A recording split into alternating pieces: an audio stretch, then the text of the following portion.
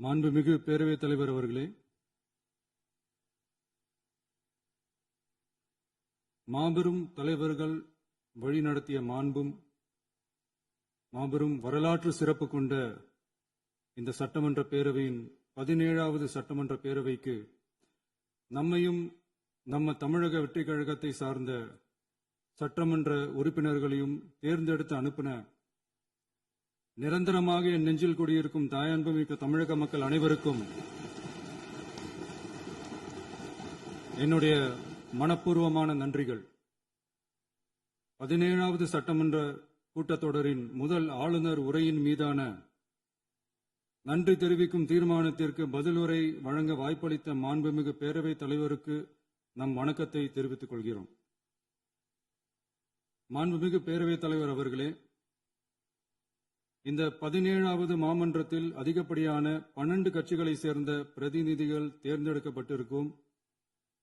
நாம கொள்கை ரீதியாகவும் நிலைப்பாடு ரீதியாகவும் வேறுபட்டு இருந்தாலும் மக்கள் பணி செய்வதுதான் நம்ம எல்லாருக்கும் பிரைமரியா இருக்கிற ஒரே எய்ம். அந்த வகையில தான் நம்ம எல்லாருமே நம்ம மக்களால் அங்கீகரிக்கப்பட்டு சட்டமன்றத்திற்கு வந்திருக்கிறோம். அதனால நாம கருத்தால் வேறுபட்டாலும் மக்கள் சேவை என்ற நோக்கத்தில் நம்ம மாநிலம் சார்ந்த விஷயங்கள்ல நாம எல்லாரும் ஒன்றிணைந்து பயணிச்சா நம்ம தமிழ்நாடு என்னைக்கும் எதிலையும் முதன்மை மாநிலமாக திகழும். ஆளுநர் உரைக்கு நன்றி தெரிவிக்கும் தீர்மானத்தில் பேசின மாண்புமிகு உறுப்பினர்களுக்கு நன்றி. எதிர்த்து பேசினாதான் எதிர்கட்சின்னு ப்ரூவ் பண்ண முடியும்னு நினைச்சுக்கிட்டு பேசின எதிர்கட்சியை சேர்ந்த எதிர்கட்சி தலைவர் உள்ளிட்ட மாண்புமிகு உறுப்பினர்களுக்கும் வணக்கமும் நன்றியும்.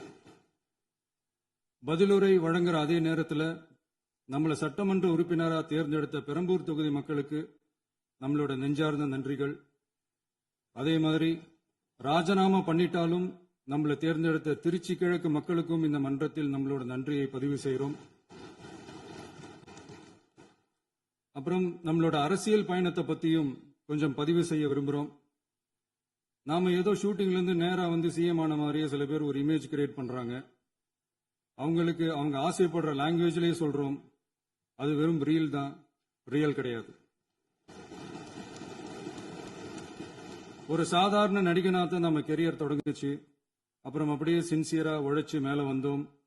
நம்ம கெரியர்ல நாம மேல வந்ததுக்கு இந்த விஜய் ஒருத்தன் மட்டுமே காரணம் இல்ல, அவனோட உழைப்பு மட்டுமே காரணம் இல்ல. இந்த விஜயோட உழைப்புக்கும் உயர்வுக்கும் பின்னாடி இருக்கிற ஒட்டுமொத்த தமிழ்நாட்டு மக்களோட அன்பும் அரவணைப்பும் தான் காரணம். ஒவ்வொரு வீட்டில் இருக்க ஒவ்வொருத்தரும் நம்மள அவங்க வீட்டில் ஒருத்தனா ஏத்துக்கிட்டது தான் நமக்கு கடவுளும் மக்களும் தந்த மிகப்பெரிய வரம்.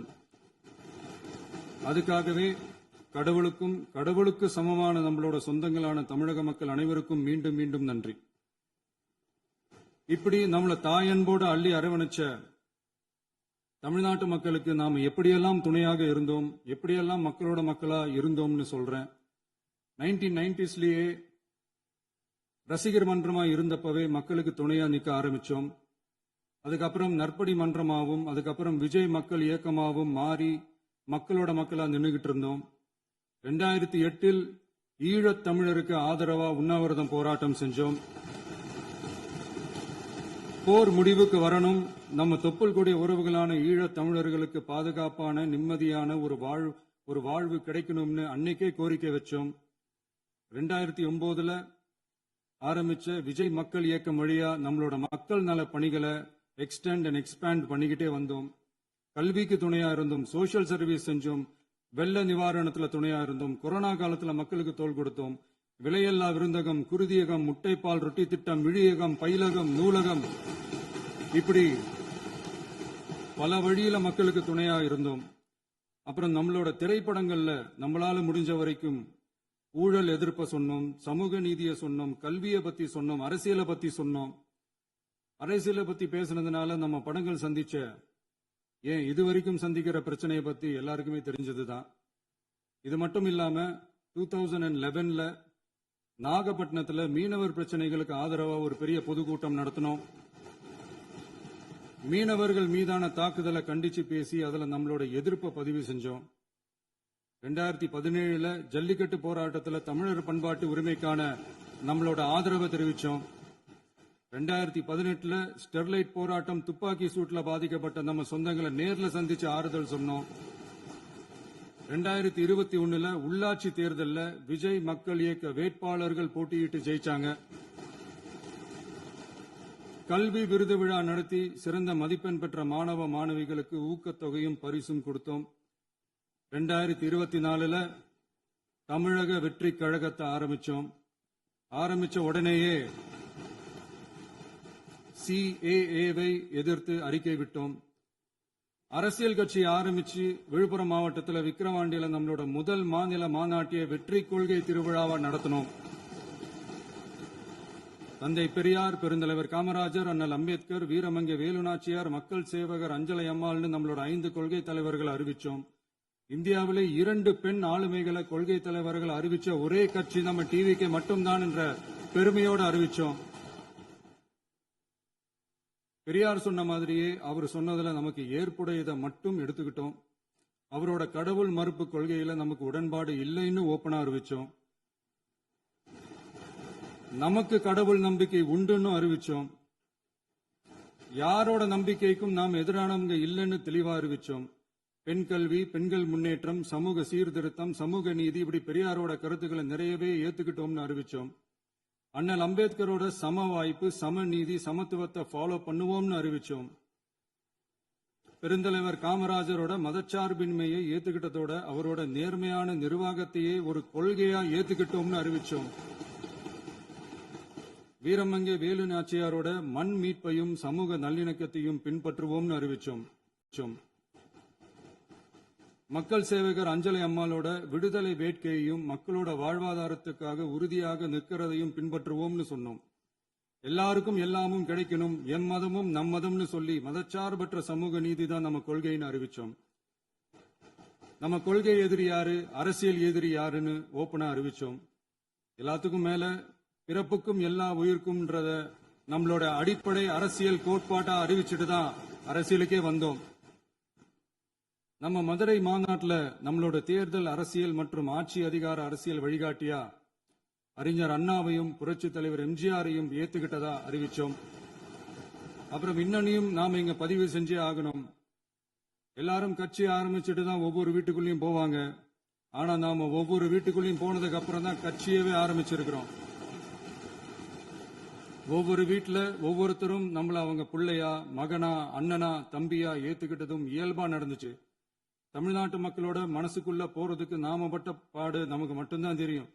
இதெல்லாம் புரிஞ்சாலும் புரியாத மாதிரி இருக்கிறவங்க தான் நம்மள நடிகன் என்று சொல்லியும் நம்ம கட்சிய நடிகன் கட்சின்னு சொல்லியும் சில நக்கல், நையாண்டி இதெல்லாம் பேசுவாங்க. அதை பத்தி நமக்கு கவலை இல்லைன்னு. இப்படி நம்ம அரசியல் பயணம் ரொம்ப டிரான்ஸ்பரண்டா தான் ஆரம்பிச்சிருக்கு. இந்த 2026 தேர்தலில் கூட்டணியே இல்லாமல் தனியா நின்னோம்.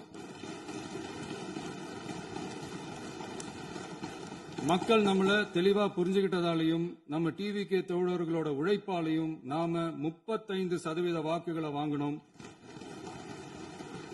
1,72,00,000 வாக்குகளோட தமிழ்நாட்டிலேயே தனி பெரும் கட்சியா வந்தோம். தமிழக மக்களாலையும் நம்மளோட ஆதரவு இயக்கங்களாலையும் இதோ இன்னைக்கு இங்க நம்ம டிவிகே ஆளும் கட்சியா உட்கார்ந்திருக்கிறோம்.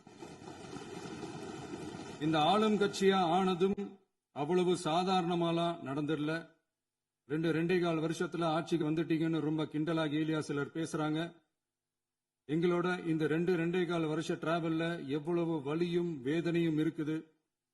நம்மளோட மக்கள் சந்திப்புக்கே அவ்வளவு இடையூறு, அவ்வளவு தடைகள், ஊர் உலகத்துல யாருக்கும் இல்லாத ஒன்னா நமக்கு மட்டுமே தனியா ஸ்பெஷலா எக்ஸ்க்ளூசிவா நிறைய நிபந்தனைகள், நெருக்கடிகள், கட்டுப்பாடுகள், நம்மளை சந்திக்க வர்ற மக்களுக்கு சரியான பாதுகாப்பு இல்லாம, நம்ம கூட்ட நிகழ்ச்சிக்கு போதுமான பாதுகாப்பு இல்லாமன்னு இன்னும் வெளியே சொல்ல முடியாத நிறைய சூழ்ச்சிகள் எல்லாத்தையும் தாண்டி தான் நாம இந்த இடத்துக்கு வந்திருக்கிறோம். But still miles to go. நம்ம டிராவல்ல எல்லாத்துக்கும் முக்கியமா நம்மளோட சொந்தங்கள், நம்மளோட உறவுகள், 41 பேர் கரூர் சம்பவத்தில் இழந்த வேதனை எல்லாம் எப்படி சொல்றதுனே தெரியல. நம்ம மனசு விட்டு என்னைக்கும் அந்த வலியும் வேதனையும் நீங்கவே நீங்காது. அதுலயும் நம்ம மேலேயே பழி போட்ட கொடுமையெல்லாம் இருக்கும் பாருங்க, அதெல்லாம் வேற லெவலுங்க. என்னத்துக்கு அப்படியெல்லாம் செஞ்சாங்கன்னு தெரியல. அரசியல்னா இப்படியெல்லாம் கொடூரமா இருக்கணுமா என்ன? சரி விடுங்க. இந்த விஜய் இவனோட மக்களுக்காக எதையும் தாங்க தயாராகிட்டான். இவ்வளவு பெயின்ஃபுல்லான நம்ம பொலிட்டிக்கல் டிராவல்ல நம்மளோட மிகப்பெரிய ஆறுதலும் பலமும் என்ன தெரியுமா? என் நெஞ்சில் குடியிருக்கும் என்னோட தமிழ்நாட்டு மக்களும் என் உயிருக்கு உயிரான என்னோட தோழர்களும் தான். அவங்களோட பலத்தால தான். அன்னைக்கு 1967ல முன்னாள் முதல்வர் மாண்புமிகு அறிஞர் அண்ணா அவர்கள் தலைமையில் அமைஞ்ச சாமானியர்களோட ஆட்சி மாதிரி 1977ல முன்னாள் முதல்வர் மாண்புமிகு புரட்சித் தலைவர் எம்ஜிஆர் அவர்கள் தலைமையில் அமைஞ்ச மிக சாமானியர்களோட ஆட்சி மாதிரி இதோ இன்னைக்கு அதே வரிசையில 2026 சட்டமன்ற தேர்தலில் இந்த விஜயோட தோழர்கள் இடம்பெற்ற ஒரு மிக மிக சாமானியர்களின் ஆட்சி அமைஞ்சிருக்கு. வாகை சூடும் வரலாறு திரும்பி இருக்கிறது. இப்படி ஒரு தீர்ப்பை மக்கள் அளிச்சதுனாலதான் தமிழக வரலாற்றில் ஒரு மகத்தான கூட்டணி ஆட்சியை நாம் அமைச்சிருக்கிறோம். இளைஞர்களால என்ன செய்ய முடியும், பெண்களால என்ன செய்ய முடியும்னு கேட்டவங்களுக்கான பதில் தான் இன்னைக்கு அமைஞ்சிருக்கிற நம்ம ஆட்சி. ஒரே ஒரு குடும்பம் மட்டும் முக்கியம்னு சொல்றது நம்மளோட ஆட்சி அதிகார அரசியல் இல்ல. தமிழ்நாட்டில் இருக்கிற ஒவ்வொரு குடும்பமும் முக்கியம்னு சொல்றது தான் நம்ம அரசியல். நம்மளோட ஆட்சி அதிகாரம் அதான் நம்மளோட மனசாட்சி உள்ள மக்களாட்சி. இந்த 2026 தேர்தலில் யாராலும் உடைக்கவே முடியாதுன்னு சொன்ன மதத்தை உடைச்சோம், சாதியை உடைச்சோம், முக்கியமா காசு கொடுத்து ஓட்டு வாங்குற ஒரு நச்சு கலாச்சாரத்தையே சுக்கு நூறா தூள் தூளா உடைச்சிருந்தோம். நாம கிளீன் கவர்னன்ஸ் அண்ட் குட் கவர்னன்ஸ்ல உறுதியா இருக்கிறோம். இப்ப மட்டும் இல்ல, எப்பவுமே இப்படிதான் இருப்போம். இதுல 100% இது உண்மைன்றதுனாலதான் பாரம்பரியமான தினத்தந்தி பத்திரிகை ஊழலின் ஊற்றுக்கண் அடைக்கப்படுகிறதுன்னு 16/6/2026 அன்னைக்கு ஒரு தலையங்கமே எழுதியிருக்கு. ஒரு தவறு செய்தால் அது தெரிந்து செய்தால் அவன் தேவன் என்றாலும் விடமாட்டேன் என்று எம்ஜிஆர் அன்று பாடினார். அதை இன்று விஜய் செயலில் காட்டுகிறார்னு அந்த எடிட்டோரியல்ல எழுதியிருக்கு.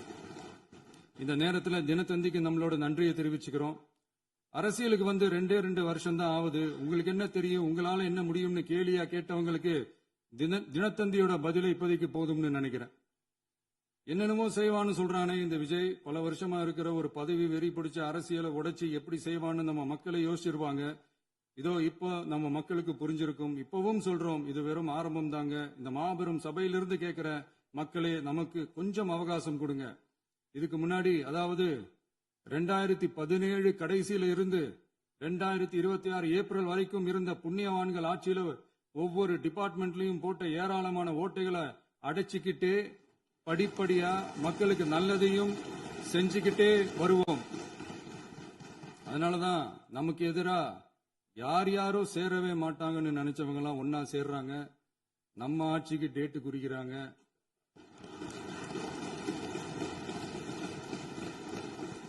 சரி, அவங்கள நம்ம மக்களே பார்த்துப்பாங்க, அது விடுங்க. நாம ஆட்சிக்கு வந்து சரியா 40 நாள் ஆகுது. அதுக்குள்ள என்ன செஞ்சீங்கன்னு கேக்குறாங்க. ஒரு லிஸ்ட் ஒன்னு சொல்றேன் கேளுங்க.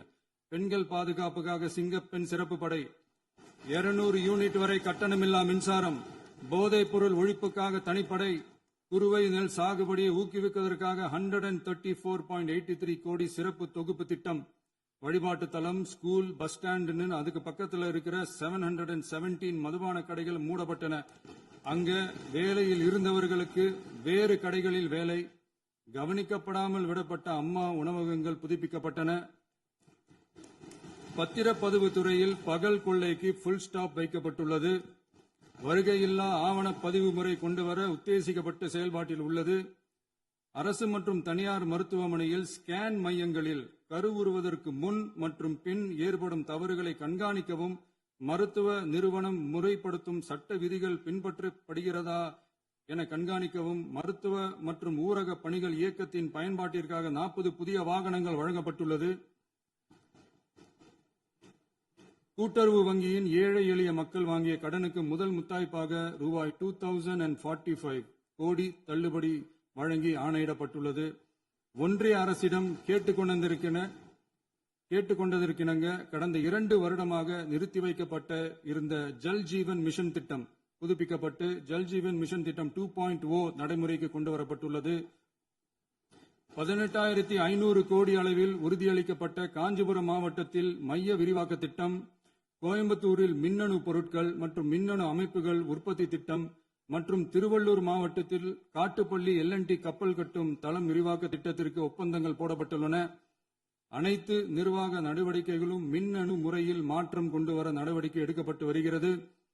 சட்டவிரோத கல்குவாரி மற்றும் அனுமதியின்றி கனிமங்களை எடுத்துச் செல்வது தடுக்கப்பட்டுள்ளது. பல்வேறு குவாரிகள் சீல் வைக்கப்பட்டுள்ளன. கனிமங்களை கண்காணிப்பது, எல்லைகளை நிர்ணயிப்பது மற்றும் ஆளில்லா விமானம் மூலம் அளவீடு செய்வது போன்றவற்றை செயல்படுத்துவதற்கான பணிகள் மேற்கொள்ளப்பட்டு வருகின்றன. அனைத்து துறைகளிலும் அலுவலர் தலையீடு இல்லாமல் லஞ்ச லாவண்யமற்ற தமிழகத்தை உருவாக்க அனைத்து நடவடிக்கைகளும் முடுக்கிவிடப்பட்டுள்ளது. இதெல்லாம் சாம்பிள் தான், இன்னும் இருக்கு. இந்த வெறும் 40 நாளுக்குள்ளேயே இவ்வளவு செஞ்சிருக்கோம்னா இனி வர்ற நாட்கள்ல கொஞ்சம் கொஞ்சமா படிப்படியா ஸ்டெடியா உழைச்சி லஞ்ச லாவண்யம் இல்லாத, ஊழல் இல்லாத, பெண்களுக்கு பாதுகாப்பான, சுதந்திரமான, டிரான்ஸ்பரண்டான தமிழ்நாட்டை நம்ம சொந்தங்களான தமிழக மக்களுக்கு தர்றதுதான் நம்மளோட ஒன் அண்ட் ஒன்லி டார்கெட். கண்டிப்பா அதை நிறைவேற்றியே காட்டுவோம். 8 கோடி மக்கள் நம்மளோட இருக்கிறப்போ ஏங்க இதை செய்ய முடியாது? மாண்புமிகு பேரவைத் தலைவர் அவர்களே, தமிழ்நாட்டின் கருவூலம் எப்படி திசை மாறி உருமாறி தேய்ந்து ஓய்ந்து கிடைக்கிறதுன்னு சொன்னாங்க. திசை மாறி உருமாறி தேய்ந்து ஓய்ந்துன்னு வசனம் மாதிரி ரைமிங்கா இல்லாம வளமான இலக்கியமா இதே சபையில பேசினவங்களோட திறமையான ஆட்சியில நடந்த நிதி மேலாண்மையை பத்தி வெள்ளை அறிக்கையா வெளியிட்டோம். வெள்ளை அறிக்கை வந்ததிலிருந்தே கண்ணை கட்டுதுங்க.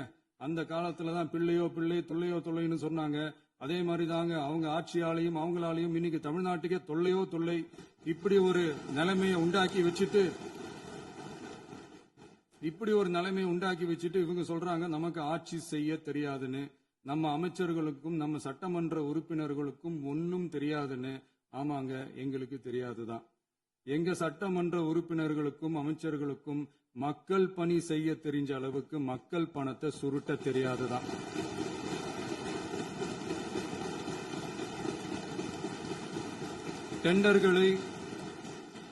டெண்டர்களை முறைப்படுத்த தெரிஞ்ச அளவுக்கு அதோட ரேட்டை உயர்த்தி ஊழல் செய்ய தெரியாதுதான். பதவி உயர்வு வழங்கவும் பணி இடமாற்றம் கலந்தாய்வு நடத்தவும் தெரியுமே தவிர பதவி உயர்வுக்கும் பணியிட மாற்றத்திற்கும் பணம் பறிக்க தெரியாதுதான். புதிய பணியிடங்கள் உருவாக்க தெரியுமே தவிர அந்த பணியிடங்களை பணத்துக்கு விற்க தெரியாதுதான். கோயில்கள்ல நடக்கிற நிர்வாக சீர்கேட்டை தடுக்க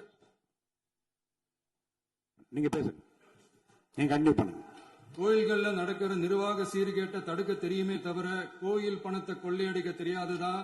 தங்கத்தை உருக்கி தாரை வார்க்க தெரியாதுதான். கனிம வளத்தை பாதுகாக்க தெரிஞ்ச அளவுக்கு கனிமத்தை வித்து கொள்ளையடிக்க தெரியாதுதான். அரசு வருமானத்தை அரசு கஜானாவுக்கு மாத்த தெரிஞ்ச அளவுக்கு அந்த பணத்தை தனிப்பட்ட கஜானாவுக்கு மடை மாத்த தெரியாதுதான். போதை கலாச்சாரத்தை தடுக்க தெரிஞ்சவங்களுக்கு போதை கலாச்சாரத்தை வளர்க்க தெரியாதுதான். நம்ம குடும்பத்தில் இருக்கிற பாட்டி, அம்மா, அக்கா, தங்கச்சி, குழந்தைங்களை, பெண்களை மதிக்க தெரிஞ்சவங்களுக்கு ஓசி பஸ், 1000 ரூபாய் கேஸ், இப்படியெல்லாம் பேச தெரியாதுதான். எங்க உறுப்பினர்களுக்கும் அமைச்சர்களுக்கும் மக்கள் சேவை தெரிந்த அளவிற்கு சுயநல தேவையை செஞ்சிக்க தெரியாதுதான். அதனாலதான் சொல்றோம், எங்களை பார்த்து எதுவும் தெரியாதுன்னு சொல்றவங்களுக்கு சொல்றான், உங்களை மாதிரி முறைகேடுகளை செய்யறத நாங்க தெரிஞ்சுக்கவும் போறதில்ல, தெரிஞ்சுக்கவும் ஆசைப்படல. அத கடைசி வரைக்கும் எங்களுக்கு தெரியாமலே இருந்துட்டு போகட்டும். அதனால நாங்களும் எங்க மக்களும் வெரி வெரி ஹாப்பி தான். மாண்புமிகு பேரவைத் தலைவர் அவர்களே, எதிர்ப்பவர்கள் எதிர்க்கட்சி என்பதற்காக எங்கள் ஆட்சி மீது 1000 பழி போடலாம். ஆனாலும் தமிழக மக்களுக்கு உண்மையை உணர்த்த வேண்டியது நம்மளோட கடமை. மின்வெட்டை பொறுத்தவரை தமிழ்நாடு மின்மிகை மாநிலமாக இருந்தாலும் கடந்த காலங்களில் ஏற்பட்ட நிர்வாக குளறுபடிகளும் மின்சார சாதனங்கள் மற்றும் மின் மாற்றிகளில் ஏற்படும் பழுதாலும் வேண்டுமென்றே சிலரின் நடவடிக்கைகளாலும் இந்த மின்வெட்டிற்கு காரணமாக உள்ளது. மின் விநியோக மீட்பு நடவடிக்கைகளை ஒருங்கிணைப்பதற்காக எதிர்பாராமல் இரவு நேரங்களில் ஏற்படும் மின் தடங்களை விரைந்து சரி செய்வதில் 10 உயர்மட்ட கண்காணிப்பு குழுக்கள் மற்றும் 125 சிறப்பு மின் தடை நீக்க ரோந்து வாகனங்கள் வழங்கப்பட்டு 24 மணி நேரமும் கண்காணிக்கப்படுகிறது. கூடுதலாக தற்போது 77 புதிய மின் தடை நீக்க மையங்களும் உருவாக்கப்பட்டுள்ளன. விரைவில் இந்த மின்வெட்டு நிலைமை அறவே நீக்கப்படும். மாண்புமிகு பேரவைத் தலைவர் அவர்களே, நம்ம விவசாயிகள் எல்லாரும் நம்மள நல்லா புரிஞ்சுக்கிட்டு தமிழக வெற்றி கழகத்தை ஏத்துக்கிட்டாலும் எதிர்க்கட்சிகளோட தூண்டுதலால சில இடங்களில் சில போராட்டங்கள் நடக்குது. எதிர்க்கட்சிகள் என்னதான் சித்து வேலை செஞ்சாலும் விவசாய பெருமக்கள் எல்லாரும் நம்ம ஆட்சி அவங்களுக்கான ஆட்சி தான் நல்லா புரிஞ்சுதான் வச்சிருக்கிறாங்க. இந்த வருஷம் எல் நினோ விளைவா எப்பவும் இருக்கிறத விட இந்த டைம் மழை குறையுங்கிறதையும் நம்ம விவசாயிகள் உணர்ந்துதான் இருப்பாங்க. இருந்தாலும் நம்ம அரசு நம்ம விவசாயிகளோட வாழ்வாதாரத்துக்காக பக்கபலமாகவும் உறுதியாகவும் துணை நிற்கும்ங்கிறத தெரிவிச்சுக்கிறோம். நம்ம தமிழகத்தில் ஏற்கனவே நடந்த அதி அற்புதமான சூப்பரான நிர்வாக திறன் கொண்ட 50 வருஷ அரசியல் அனுபவம் கொண்ட 2.0, 3.0, 4.0 பல 0.0 மாடல் ஆட்சி நடத்த கனவு கண்டவங்களோட அட்டகாசமான ஆட்சிக்காரங்க பல்வேறு விதமான நிதி நெருக்கடியை நம்ம மக்களுக்கும் நமக்கும் பரிசா கொடுத்துட்டு போய் இருந்தாலும் கூட்டுறவு வங்கிகளின் மூலம் 75,000 வரை பயிர்கடன் பெற்று குறு சிறு இதர பெரு விவசாயிகளுக்கு 100% முழுமையான பயிர்கடன் தள்ளுபடியும் 75,000க்கு மேல் கடன் பெற்றவர்களுக்கு குறைந்தபட்சமாக 35,000 பண பயன் கிடைக்கும் அளவிற்கு மொத்தம் 14,43,504 விவசாயிகளுக்கு ரூபாய் 5,932.23 கோடி பயிர்கடன் தள்ளுபடி வழங்கப்பட்டுள்ளது. மாண்புமிகு பேரவைத் தலைவர் அவர்களே, நாம ஒன்றியத்தில் கூட்டுறவு கூட்டாட்சி, மாநிலத்தில் சுயாட்சி என்ற கொள்கையை கொண்டவங்க தான் ஏற்கனவே அறிவிச்சிருக்கிறோம். தற்போதைய ஒன்றிய அரசு சார்ந்த கட்சியுடன் அரசியலில் கொள்கை அளவில் நேர் எதிராக நிக்கிறவங்க தான் நாம. அதே சமயத்தில் எதுக்கெடுத்தாலும் கண்ணை மூடிக்கிட்டு ஒன்றிய அரசோட மோதல் போக்கை விரும்புறவங்க நாம இல்ல. நமக்கு எப்பவுமே தமிழகத்தின் வளர்ச்சி மட்டும்தான் முக்கியம். அதுக்காக நம்மளோட அரசியல் ரீதியான கொள்கைகளையோ மாநில உரிமைகளையோ கொஞ்சம் கூட விட்டு கொடுக்கவே மாட்டோம். அதுல ரொம்ப தெளிவாகவும் உறுதியாகவும் இருக்கிறோம். இனியும் இப்படித்தான் இருப்போம். அதுல ஒருபோதும் மாற்றமே இருக்காது. அதனால இதுல யாரு திசை திருப்ப வேலையில் ஈடுபட்டாலும் அவங்க எல்லாரும் மக்கள் மத்தியில் தோற்பது உறுதி. எனவே நம்ம மக்களுக்கோ சிறுபான்மை சகோதரர்களுக்கோ நம்ம ஆதரவு இயக்கங்களுக்கோ எந்தவித சந்தேகமும் வேண்டாம். நாம் யாரோட டீமும் இல்ல. நாம எப்பவுமே பியூரான பீப்புள்ஸ் டீம். இன்னும் சொல்ல போனா நாம secular team, social justice team. மாண்புமிகு பேரவைத் தலைவர் அவர்களே, அரசு விழாக்கள், கல்வி நிறுவனங்கள் மற்றும் பல அதிகாரப்பூர்வ நிகழ்ச்சிகளோட தொடக்கத்துல நம்ம தமிழ்தாய் வாழ்த்த பாடுறதுதான் வழக்கமா இருக்கு. தமிழ்தாய் வாழ்த்த பொறுத்த வரைக்கும் நம் அரசு இதுல நம்மளோட உறுதியான நிலைப்பாட்டை ஒன்றிய அரசுக்கு மிக தெளிவா தெரிவிச்சிருக்கு. அது இல்லாம இதில் மாநில அரசின் கொள்கைக்கு ஏற்ப ஒன்றிய அரசின் அறிவிக்கையில் திருத்தம் மேற்கொள்ள கோரிக்கையும் விடுக்கப்பட்டுள்ளது. நீட் தேர்வை பொறுத்தவரை கிராமப்புற மற்றும் பொருளாதார ரீதியாக பின்தங்கிய மாணவர்களுக்கு சமமான வாய்ப்பை வழங்குவதில்லை. மருத்துவ கல்வியில் சமூக நீதி மற்றும் சம வாய்ப்பை நீட் பாதிக்கிறது என்பதை உணர்கிறோம். எனவே மருத்துவ படிப்புகளுக்கான சேர்க்கையை 12ஆம் வகுப்பு மதிப்பெண்களின் அடிப்படையில் நடத்த வேண்டும் என்று நமது அரசு வலியுறுத்தி வருகிறது. மத்திய அரசிடம் நீட்டிலிருந்து தமிழ்நாட்டிற்கு விலக்கு வழங்க வேண்டும் என்று கோரிக்கை விடுத்துள்ளது. மாண்புமிகு பேரவைத் தலைவர் அவர்களே, பேரறிஞர் அண்ணா அவர்கள் தலைமையிலான அரசு 1968இல் இருமொழி கொள்கையை நடைமுறைப்படுத்தியது. தமிழ் ஆட்சி மொழி, தமிழ் மொழியை பாதுகாப்பது, மாணவர்களுக்கு ஆங்கிலத்தின் மூலம் உலக அளவிலான வாய்ப்புகளை வழங்குவது, எந்த ஒரு மொழியையும் கட்டாயமாக திணிப்பதை தவிர்ப்பது மற்றும் எதிர்ப்பது, நிலத்தின் மொழி மற்றும் பண்பாட்டு அடையாளத்தை பேணுவது என்பதை நம் தமிழக வெற்றிக் கழக ஆட்சி ஏற்றுக்கொண்டுள்ளது. எனவே தமிழ்நாட்டில் தமிழ் ஆட்சி மொழி மற்றும் இருமொழி கொள்கை என்பதில் நமக்கு மாற்று கருத்தே இல்லை. மாண்புமிகு பேரவைத் தலைவர் அவர்களே, கடந்த 11/6/2026 அன்று நடந்த நிதி ஆயோக் கூட்டத்தில் தமிழ்நாடு அரசின் சார்பாக கலந்து கொண்டு வறுமையற்ற தமிழ்நாடு இயக்கம் உருவாக்க தேவையான நிதியையும், தமிழ்நாட்டுக்கு 2 எய்ம்ஸ் மருத்துவமனைகளை தருமாறும், மருத்துவம் மற்றும் பல் மருத்துவ படிப்பிற்கு 12ஆம் வகுப்பு மதிப்பெண் அடிப்படையில் இடங்களை நிரப்புதல் குறித்தும், செயற்கை நுண்ணறிவு தொடக்க நிறுவன வளர்ப்பு மையங்கள் தமிழ்நாட்டில் அமைக்கவும், இளைஞர் திறன் மற்றும் வேலைவாய்ப்பு இயக்கம் செயல்படுத்த வேண்டியும், பெண்கள் தலைமையிலான வளர்ச்சி குறித்தும், மீனவ சமுதாயங்களின் வாழ்வாதாரம் மற்றும் மீன்பிடி படகுகள் மற்றும் மீனவர்களை விடுவித்தல் குறித்து நிரந்தர நடவடிக்கை எடுக்க வேண்டியும், காலநிலை தாங்கும் தன்மை பெருந்திட்டம் 2045இல் கீழ் விண்வெளி உற்பத்தி மையத்தை தேசிய விண்வெளி உற்பத்தி மையமாக அறிவிக்க கோரியும், தமிழ்நாட்டில் சாலை போக்குவரத்து, நெடுஞ்சாலை மற்றும் ரயில்வே அமைச்சகத்தின் மேம்பாட்டு குறித்தும், அனைத்து கிராமங்களையும் டிஜிட்டல் இணைப்பு வசதி ஏற்படுத்துதல் குறித்தும், கூட்டு குடிநீர் திட்டம் தொடரவும், அரசின் விழாக்களில் தமிழ்தாய் வாழ்த்துக்கான முதலிடத்திற்கான கோரிக்கையும், மேகதாது அணை கட்டுமான நிறுத்தத்தை உறுதிப்படுத்தவும், மாநிலத்தின் மீது மும்மொழி கொள்கையை வற்புறுத்தாமல் புதிய கல்விக் கொள்கையை திணிக்காமல் தமிழகத்திற்கான கல்வித் தொகை ரூபாய் 3284 கோடியை விடுவிக்க கோரியும், ஆண்டுதோறும் 5 லட்சம் இளைஞர்களுக்கு உதவித் தொகையுடன் கூடிய பணியினை தொழில்நுட்ப பயிற்சி வழங்க ஒத்துழைப்பு வழங்குமாறும், ஒகேனக்கல் 3ஆம் கட்ட கூட்டு குடிநீர் திட்டத்திற்கான நிதி ரூபாய் 2283.40 விடுவிக்கவும், வேலை வாய்ப்பு மற்றும் வாழ்வாதாரத்துக்கான உத்தரவாத திட்டத்தின் கீழ் வேலை வாய்ப்புகளை உருவாக்க உடனடி நடவடிக்கை மேற்கொள்ள வேண்டியும் மற்றும் திருக்குறளை தேசிய இலக்கியமாக அறிவிக்குமாறும் தமிழ்நாடு சார்பில் பேசியுள்ளோம் என்பதை தெரிவித்துக் கொள்கிறோம். மாண்புமிகு பேரவைத் தலைவர் அவர்களே, அண்டை மாநிலங்களுடனான நட்புறவு ஒரு மாநிலத்தின் வளர்ச்சிக்கும் நாட்டின் ஒற்றுமைக்கும் மிகவும் அவசியமானது. தமிழ்நாடு தனது அண்டை மாநிலங்களுடன் நதி நீர் பங்கீடு, பொருளாதாரம், கல்வி, கலாச்சாரம் மற்றும் போக்குவரத்து துறைகளில் நல்லுறவை பேணி வருகிறது. பரஸ்பர மரியாதை, ஒத்துழைப்பு மற்றும் கூட்டாட்சி தத்துவத்தின் அடிப்படையில் அண்டை மாநிலங்களுடனான நட்புறவை வலுப்படுத்தவும் நமது ஆட்சியில் காக்கப்படுகிறது. மாண்புமிகு பேரவைத் தலைவர் அவர்களே, சட்டம் ஒழுங்கை பத்தி பேச்சு வந்தது. சட்டம் ஒழுங்கு சரியா இருக்கணும் அப்படின்றதுல எங்களுக்கு மாற்று கருத்தே கிடையாது. கண்டிப்பா லா அண்ட் ஆர்டர் கரெக்டா இருக்கணும், கரெக்டா இருக்கும், இருக்க வைப்போம். அதே மாதிரி பெண்கள் பாதிக்கப்படுறதையும் இங்க யாராலையும் சகிச்சிக்கவே முடியாது. அதுக்கான கடுமையான நடவடிக்கைகள் நம்ம அரசு எடுத்துக்கிட்டு இருக்கிறோம். இந்த சிங்கப்பெண் சிறப்பு அதிரடி படை கூட அதுக்கான ஒரு ஃபர்ஸ்ட் ஸ்டெப் தான். அதே மாதிரி இந்த போதைப் பொருள் நடமாட்டம், அதை கண்ட்ரோல் பண்றதுக்கும் நம்ம அரசு கடுமையான நடவடிக்கைகள் எடுத்துக்கிட்டு இருக்கிறோம். அதையும் கண்டினியூ பண்ணி எடுப்போம். மாண்புமிகு பேரவைத் தலைவர் அவர்களே, இப்ப நான் சொன்ன இந்த பிரச்சனைகள்லாம் 2026 போன மாசம் மே மாசம் 10ஆம் தேதி புதுசா வந்துடல. இதெல்லாம் பல வருஷமா இருக்கிற பிரச்சனைகள் தான், பல வருஷமா கண்டுக்காம விட்ட பிரச்சனைகள் தான்.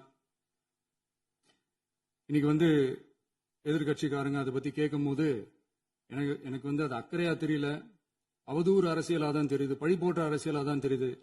இப்படி அவதூறு பழி போடுறவங்களை பார்த்து ஒன்னே ஒண்ணுதான் கேட்கணும்னு தோணுது. கடந்த 9-10 மாசமா நம்ம ஸ்டேட்ல சட்டம் ஒழுங்கு டிஜிபியே இல்ல. சட்டம் ஒழுங்கு டிஜிபியை போடுங்கன்னு சொல்லி எல்லாம் ஓஞ்சி போயிட்டோம். போன ஆட்சியில நடந்ததுக்கெல்லாம் இப்பதான் விடையே கண்டுபிடிக்கிறோம் நம்ம ஆட்சியில்.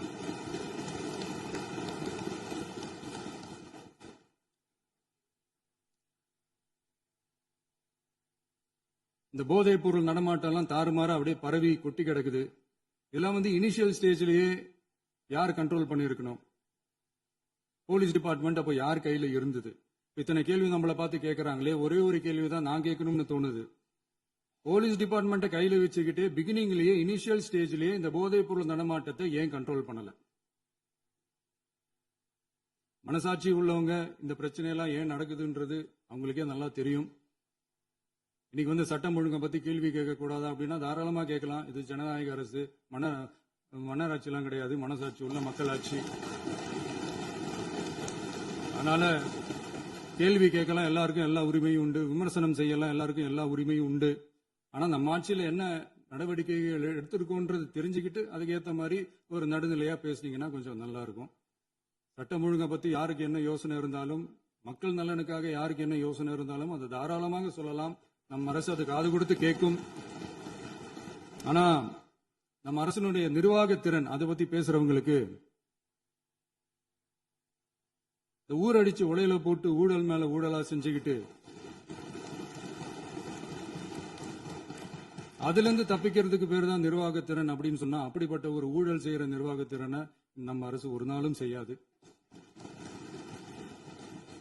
பொட்டி பெட்டியா பணத்தை வச்சுக்கிட்டு, பெட்டியை வச்சு எல்லாம் செஞ்சுக்கிட்டு, போதைப் பொருள் பாதுகாவல் கழக மாடல் அரசாங்கம் செஞ்ச ஒவ்வொரு ஊழலா வெளியில வந்துகிட்டு இருக்கு.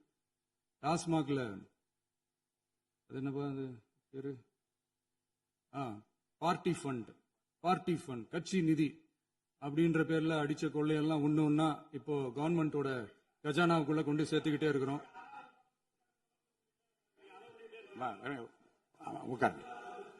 மாண்புமிகு முதல்வர்கள் பதில் உரைக்கு பிறகு முதல்வர் பதிலளிக்க பிறகு நேரம் தரேன். அப்ப பேசட்டும், அவங்க பேசட்டும். அவங்கள பேச அனுமதி. உட்காருங்க, உட்காருங்க.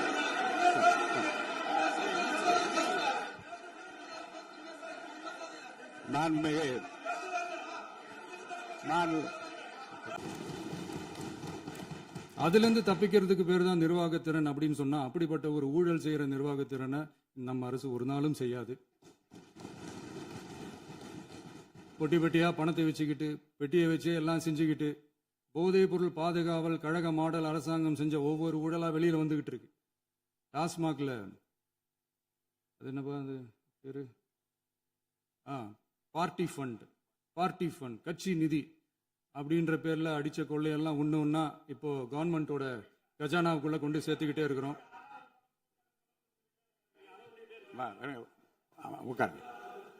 மாண்புமிகு முதல்வர்கள் பதிலளிக்க பிறகு முதல்வர் பதிலளிக்க பிறகு நேரம் தரேன். அப்ப பேசட்டும், அவங்க பேசட்டும். அவங்கள பேச அனுமதி. உட்காருங்க, உட்காருங்க.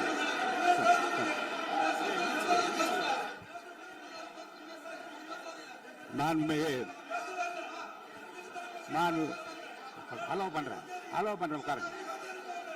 மாண்பு உறுப்பினர்கள் நீங்க இங்க உட்காருங்க, அமைதியா உட்காரு. நீங்க எல்லாம் உட்காருங்க. உட்காருங்க, உட்காருங்க. மாண்புமிகு நீங்க எல்லாரும் உட்காருங்க, உட்காருங்க, உட்காருங்க, உட்காருங்க, உட்காருங்க. அமைதியா உட்காருங்க. இருங்க, உட்காருங்க. அப்புறம் நீங்க என்ன உட்காருங்க. நான் கொடுப்பேன், உட்காருங்க. நான் பாயிண்டா வர கொடுங்க, நான் கொடுக்குறேன். உட்காருங்க, உட்காருங்க, உட்காருங்க, உட்காருங்க, உட்காருங்க, உட்காருங்க, உட்காருங்க, உட்காருங்க, உட்காருங்க, உட்காருங்க, உட்காருங்க. மாண்புமிகு முதல்வர் அவர்கள் போர்வையாக நிதானமாக சொல்லிக்கொண்டே இருக்கிறார். நீங்க குறிப்பெடுத்து வைத்துக் கொள்ளுங்கள். பேசி முடித்தவுடன் நான் உங்களுக்கு அவகாசம் தருகிறேன். நீங்க ஒண்ணு சொல்லுங்க, என்ன என்பது நீங்க சொல்லுங்க. உங்க சொல்லுகிற வாய்ப்பை நான் உங்களுக்கு தருகிறேன். இப்போது மாண்புமிகு முதலமைச்சர் உங்கள் உரையை தொடரலாம்.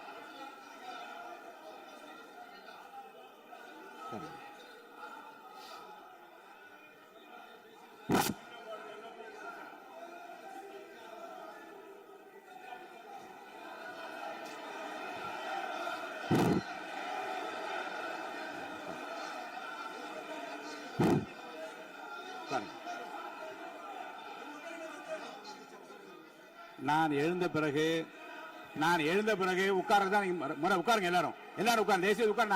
நான் அலோவ் பண்றேன். உட்காருங்க, அமைதியா உட்காருங்க. நான் அலோவ் பண்றேன். அமைதியா உட்காருங்க, உட்காருங்க. அங்க இருந்து குரல் கொடுக்காதீங்க. உட்காருங்க.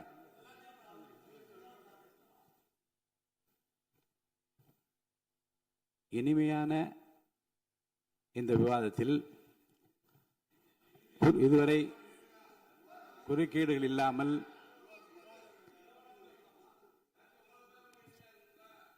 கொஞ்சம் அமைதியா இருங்க. மாண்புமிகு முதல்வர் அவர்கள் பேசி முடித்தவுடன் பாயிண்ட் ஆஃப் ஆர்டர் கேட்டிருக்கேன். நான் அனுமதிக்கிறேன். எதிர்கட்சி தலைவருக்கு மட்டும் நான் அனுமதி தருகிறேன். அவர் எழுந்து பேசலாம். மாண்பு முதலமைச்சர் நீங்க கண்டினியூ பண்ணி முடிக்கலாம். நீ எல்லாரும் எழுந்துச்சீங்கன்னா சரி வராது. உட்காருங்க. நான் சொல்லியிருக்கேன். உட்காருங்க, உட்காருங்க, உட்காருங்க.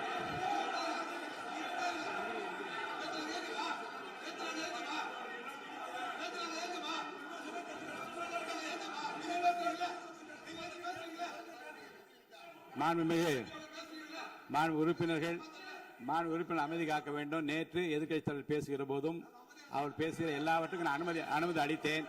அதில் பாயிண்ட் ஆஃப் கேளுங்க. அந்த விவாதத்தில் கேளுங்க. இப்போதும் மாண்புமிகு முதலமைச்சர் அவர் பேசி முடித்த பிறகு நான் உங்களுக்கு அதுக்குரிய அவகாசத்தை தருகிறேன். நீங்க கேள்வி கேளுங்க. கேட்கிற உரிமையும் விளக்கத்தை பெற்றுக்கொள்ள உரிமை உங்களுக்கு இருக்கிறது. அதற்கு அவகாசம் நான் தருகிறேன்.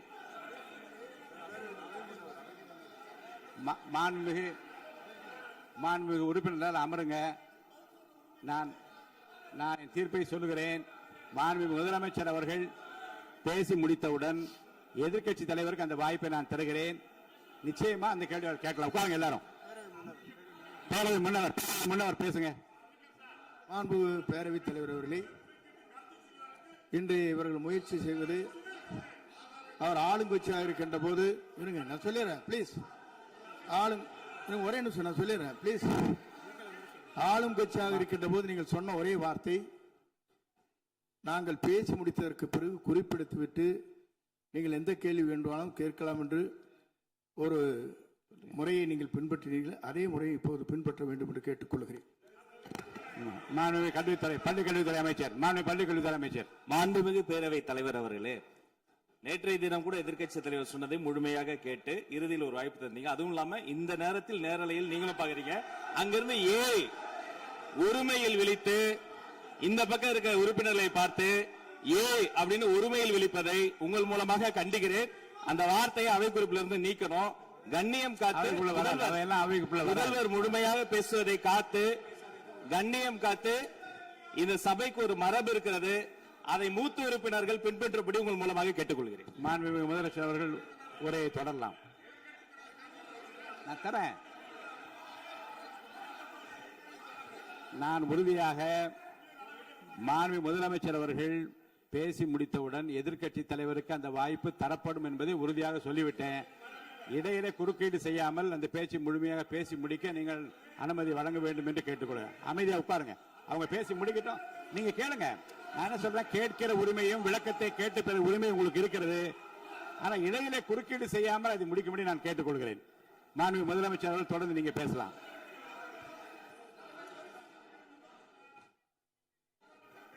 எதிர்க்கட்சி தலைவர் அவர்கள் உங்கள் கட்சியினுடைய உறுப்பினரை அமைதிப்படுத்த வேண்டும் என்று நான் கேட்டுக்கொள்கிறேன். உங்களுக்கு வாய்ப்பு தரவில்லை என்றால் அவர் எழுந்து நிற்பதில் நியாயம் இருக்கிறது. வாய்ப்பு தரப்போகிறேன். நான் முதலமைச்சர் அவர்கள் பேசி முடித்தவுடன் உங்களுக்கு வாய்ப்பு தரப்படும். அது வரைக்கும் உங்களுடைய உறுப்பினரை அமைதி காக்க நீங்கள் தான் பார்த்துக் கொள்ள வேண்டும். மாண்புமிகு அவை முன்னவர்.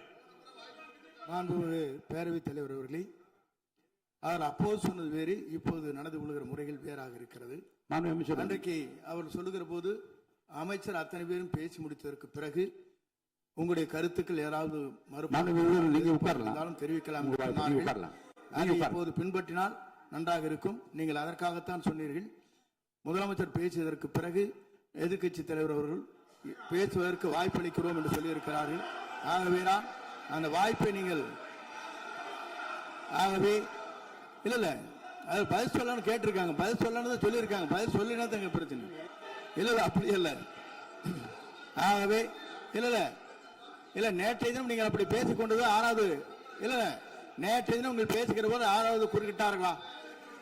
நீங்கள் பேசுகிற போது யாருமே குறுக்கிடவில்லை. நீங்க எவ்வளவு பேசினீர்கள், எவ்வளவு வார்த்தைகள் பேசினீர்கள் என்பதெல்லாம் எங்களுக்கு தெரியும். யாருமே அதில் குறுக்கிடவில்லை. இது முதலமைச்சர், எங்கள் முதலமைச்சர் எதிர்க்கட்சி தலைவர் பேசுகிறவர் யாரும் குறுக்கிட வேண்டாம் என்று சொன்னார்கள். அதை நாங்கள் பின்பற்றினோம். ஆனால் இன்றைக்கு நீங்கள் பின்பற்றவில்லை என்றால் வேதனையாக இருக்கிறார். முன்னவர் நேற்று எதிர்க்கட்சி தலைவர்கள் பேசுகிற போது அடுக்கடுக்காக குற்றச்சாட்டுல வைத்தார். இப்போ அதற்குரிய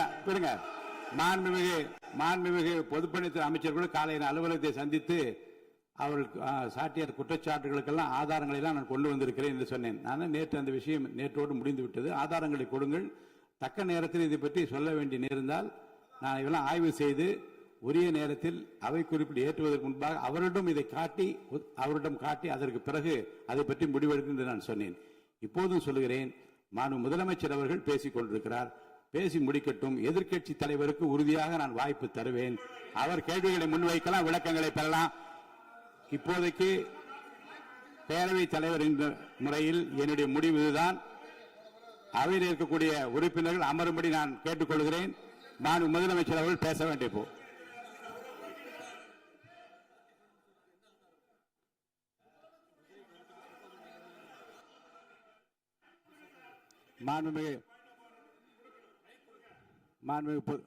இருங்க. அவை முன்னவர் பேரவைத் தலைவர் அவர்களே, நேற்றைய தினம் நீங்கள் முழுமையாக பேசினீர்கள். உங்கள் பேச்சுக்கள் எப்படி இருந்தது என்பதும் நாடறியும். இருந்தாலும் கூட நாங்கள் அமைதியாக இருந்தோம். இல்ல நீங்க இருங்க, ஒவ்வொரு வார்த்தைக்கு இருங்க. நீங்க மின்வெட்டையில நீங்க சொன்னீங்க, உங்களுடைய முன்னாள் அமைச்சர் ஆற்காடு வீராசாமி இருக்கிற போது மின்வெட்டால் தான் நாங்கள் ஆட்சியே மாறியது என்றெல்லாம் சொன்ன கதையெல்லாம் இருக்கு. அதெல்லாம் சொன்னோம்னாங்க. நாங்களே அமைதியா இருந்தோம். அதுக்கு அங்கே தயவு செய்து எதிர்க்கட்சி தலைவருக்கு வாய்ப்பளிக்கிறார்கள். அந்த வாய்ப்பை நீங்கள் பின்ன அவர் முதலமைச்சர் பேசுவதற்கு பிறகு பேசினால் அழகாக இருக்கும். அவை முன்ன பள்ளி கல்வித்துறை அமைச்சர். மாண்புமிகு பேரவைத் தலைவர் அவர்களே, அவர் ஒரே ஒரு வார்த்தையை தான் சொன்னார். பார்ட்டி ஃபண்ட் என்ற வார்த்தையை கேட்டு எதிர்க்கட்சி நண்பர்கள் கோபப்படுகிறார்கள். ஆனால் அதன் மீது உங்களுக்கு பாயிண்ட் ஆஃப் ஆர்டர் தருவதாகவும் நீங்கள் சட்டப்பேரவைத் தலைவர் சொல்கிறீர்கள். நேற்றைய தினம் இதே போல வெற்றி தலைவர் அவர்களினுடைய வழிகாட்டில் வளர்ந்த நாங்கள் சகிப்புத்தன்மையோடு அவர்கள் பல வார்த்தைகள் சொன்னார்கள். புதிதாக சோஃபா மாடல் என்றார்கள், குதிரை பேரம் என்றார்கள், எத்தனையோ வார்த்தைகள் சொன்ன போது சகிப்புத்தன்மையோடு அதை கேட்டு பொறுமையாக இருந்தோம். இவர்கள் குதிரை பேரம் எல்லாம் அவைக்குள் நீக்கப்பட்டு விட்டது. சரி, சோஃபா மாடல் என்று சொன்னார்கள். ஆதாரம் கேட்டு இப்படி எழுந்து நாங்கள் கொந்தளிக்காமல் ஒரு சட்டமன்றத்தில் ஒரு உறுப்பினர் எப்படி நடந்து கொள்ள வேண்டும் என்பதற்கு எடுத்துக்காட்டாக தமிழக வெற்றி கழகத்தின் உறுப்பினர்கள் நடந்து கொண்டார்கள்.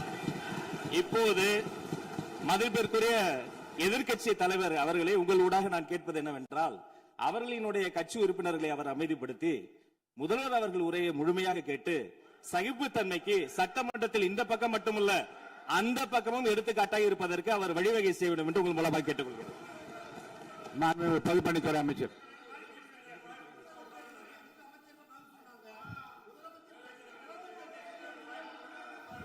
மாண்புமிகு பேரவைத் தலைவர் அவர்களே,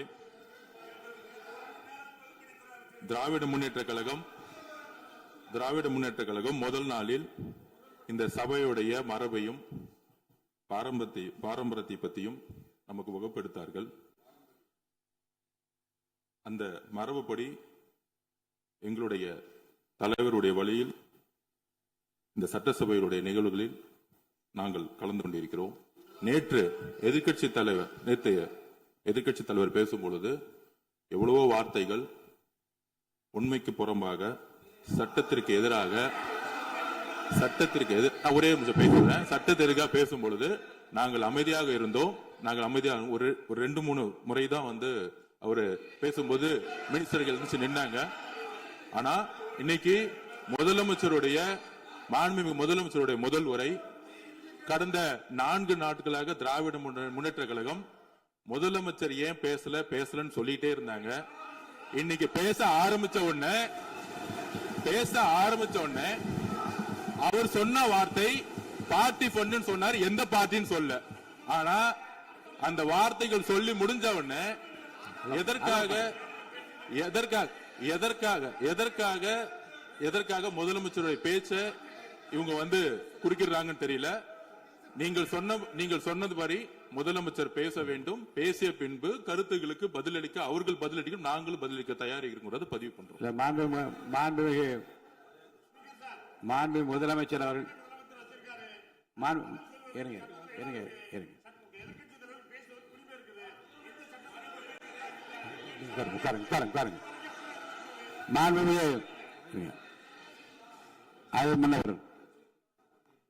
மரபு இருக்கிறது, எப்போது வேணும் பாயிண்ட் ஆஃப் ஆர்டர் இருக்கலாம். இருந்தாலும் கூட நீங்க அந்த மரபை நீங்க கடைபிடித்தீங்களா உங்க ஆட்சியில? நீங்க முன்னவர் முன்பு எப்படி நடந்தார் என்பதை பற்றியோ, முன்பு நடந்த நிகழ்வுகள் பற்றியோ நீங்கள் சொல்லி மீண்டும் இந்த அவையினுடைய மாண்பை குறைக்க வேண்டாம் என்று நான் கேட்டுக்கொள்வது வேண்டாம். இப்போது உள்ள பிரச்சனை, மாண்பு முதலமைச்சர் அவர்கள் தன்னுடைய பேச்சை உறுதி செய்து முடிக்க வேண்டும். அவர் முடித்த பிறகு எதிர்க்கட்சி தலைவருக்கு நான் நிச்சயமாக வாய்ப்பு தருவேன். அவர் கேள்வி கணக்குகளை தொடுக்கலாம், சந்தேகங்களை கேட்கலாம். விளக்கம் தருவதற்கு மாண்பு முதலமைச்சர் அவர்கள் தயாராக இருக்கின்றார். அமைதியாக என்னை அமரும்படி நான் கேட்டுக்கொள்கிறேன். இப்போது நான் அனுமதிக்க முடியாது. மாண்பு முதலமைச்சர் உரையை தொடரலாம்.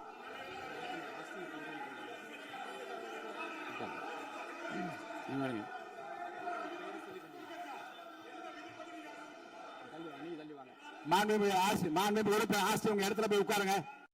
மாண்புமிகு உறுப்பினர் ஆஸ்தின், நீங்க ஒரு மூத்த உறுப்பினர், சபை விதிகளை நன்கு தெரிந்த ஒரு உறுப்பினர், நீங்க போய் இடத்துல உட்காருங்க. முதல்ல மாண்புமிகு முதலமைச்சர் அவர்கள் உரையை தொடரலாம். இப்போது எந்த விதமான பாயிண்ட் ஆஃப் ஆர்டர்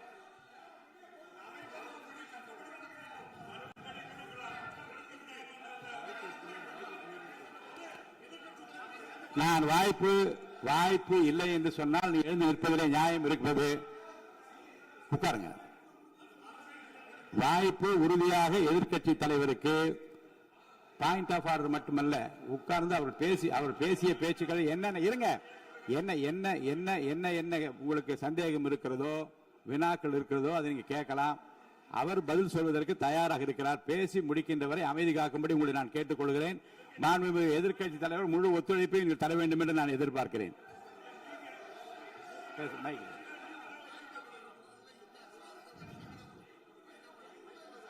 மைக் கொடுங்க.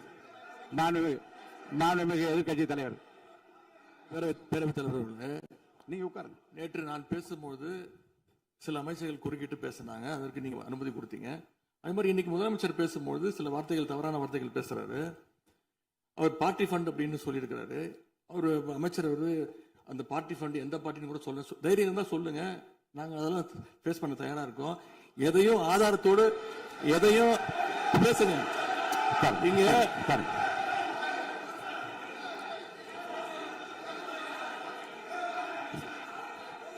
அது மாதிரி பேரவைத் தலைவர் அவர்களே, நேற்று நான் பேசி முடிஞ்சோடனே நீங்க அவை முடிஞ்சிருச்சுன்னு சொல்லிட்டீங்க.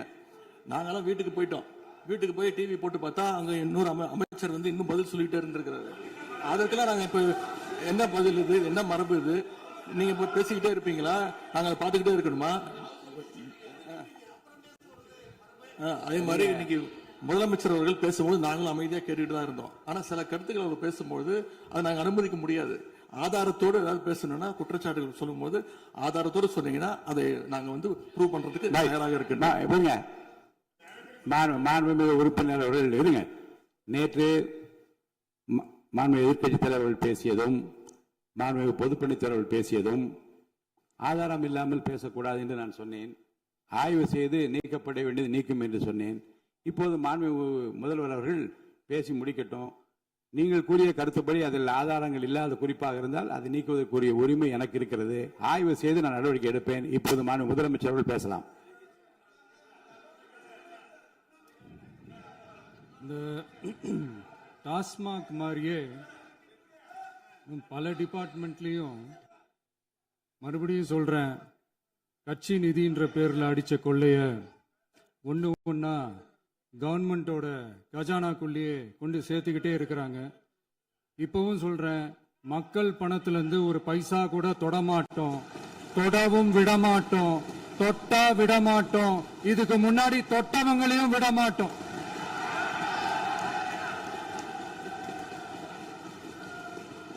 ஒவ்வொரு ஊழலா வெளியில வரும் போலயே, ஒவ்வொரு வேஷமா கலைஞ்சிரும் போலயே இங்க இருக்கிற நிறைய பேரு நடுங்கி போய் இதுல நம்ம மேல அவதூறு வேற. இப்ப புதுசா ஒரு வெப்பன் ஒண்ணு கொண்டு வந்திருக்காங்க. அது என்ன தெரியுமா? அவங்க தயவால தான் நம்ம ஆட்சி நடக்குதாம். மக்கள் தயவால இந்த ஆட்சி நடந்துகிட்டு இருக்கு. மனசாட்சி உள்ள சக்திகளோட ஆதரவால இந்த ஆட்சி நடந்துகிட்டு இருக்கு. நாங்க தான் அனுப்பி வச்சோம் அப்படின்றாங்களே. அனுப்பி வச்சவங்களுக்கு மினிஸ்ட்ரியில இடம் கொடுத்தா ஏன் கதறீங்க? ஏன் இவ்வளவு கோவம்? ஏன் இவ்வளவு கதறல்ஸ்?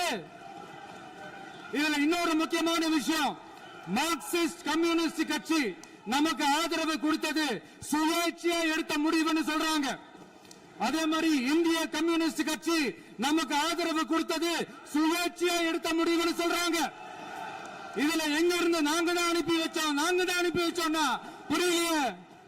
மக்களுக்கு நல்லா புரியும். எல்லாத்தையும் தெளிவா பார்த்துக்கிட்டு இருக்கிறாங்க.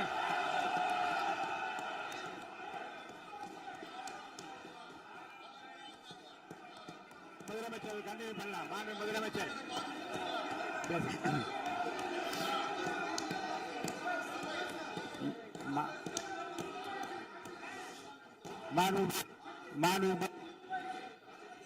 முதலமைச்சர் கண்டினியூ பண்ணலாம். நீங்க கண்டினியூ பண்ணலாம்.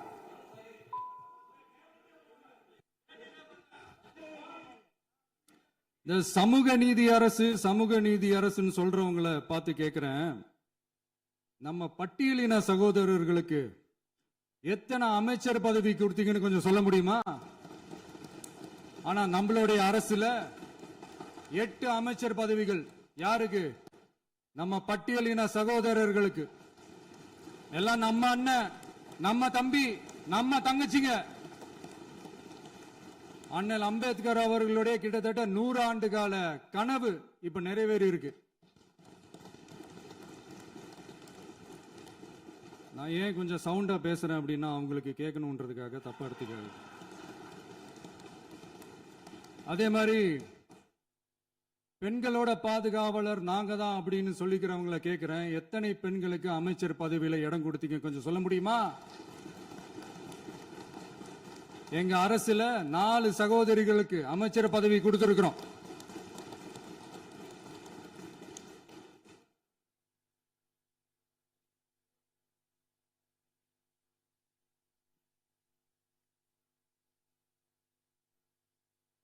அதனால மக்களால் நிராகரிக்கப்பட்டு மக்களால் அகற்றப்பட்டவங்களுக்கு ஒன்னே ஒன்னு சொல்லிக்கிறோம், தப்பே செய்ய மாட்டோம், ஊழலே செய்ய மாட்டோம், நேர்மையா தான் இருப்போம், நியாயமா தான் இருப்போம் அப்படின்னு சொல்றவங்களால மட்டும்தான் கூட்டணி ஆட்சி அமைக்க முன்வரும். ஆட்சியிலையும் பங்கு, அதிகாரத்திலையும் பங்கு கொடுக்க முன்வரும். ஊழல்லையே ஊறி போனவங்களால இந்த கூட்டணி ஆட்சியோ, ஆட்சியிலையும் பங்கு, அதிகாரத்திலையும் பங்கு கொடுக்க முன்வராது. மெஜாரிட்டி இருந்தாலும் தரமாட்டாங்க, மெஜாரிட்டி இல்லைனாலும் தரமாட்டாங்க. கேட்டா ரெடிமேடா ஒரு பதில் ஒண்ணு வச்சிருப்பாங்க, கூட்டணி ஆட்சியை மக்கள் விரும்ப மாட்டாங்கன்னு. அதே மக்கள் தான் இப்ப அவங்கள பார்த்து சிரிக்கிறாங்க. நான் பதவி ஏத்த அன்னைக்கு கொஞ்சம் டைம் அவகாசம் கேட்டேன். எதுக்கு கேட்டேன்? நிதி நிலைமை எல்லாம் கொஞ்சம் மோசமா இருக்குது, அதெல்லாம் கொஞ்சம் சரி செஞ்சுக்கிட்டு படிப்படியா கொஞ்சம் கொஞ்சமா நான் கொடுத்த வாக்குறுதிகள்லாம் செயல்படுத்துவேன், அதுக்காக கொஞ்சம் டைம் அவகாசம் கேட்டேன். நான் ஏதோ வேற எதுக்காகவோ வேற யாருக்காகவோ ஏதோ அவகாசம் கேட்ட மாதிரி. அடுத்து இங்க சபையில இல்லாதவங்களை பத்தி பேச வேண்டாம்னு நினைக்கிறேன்.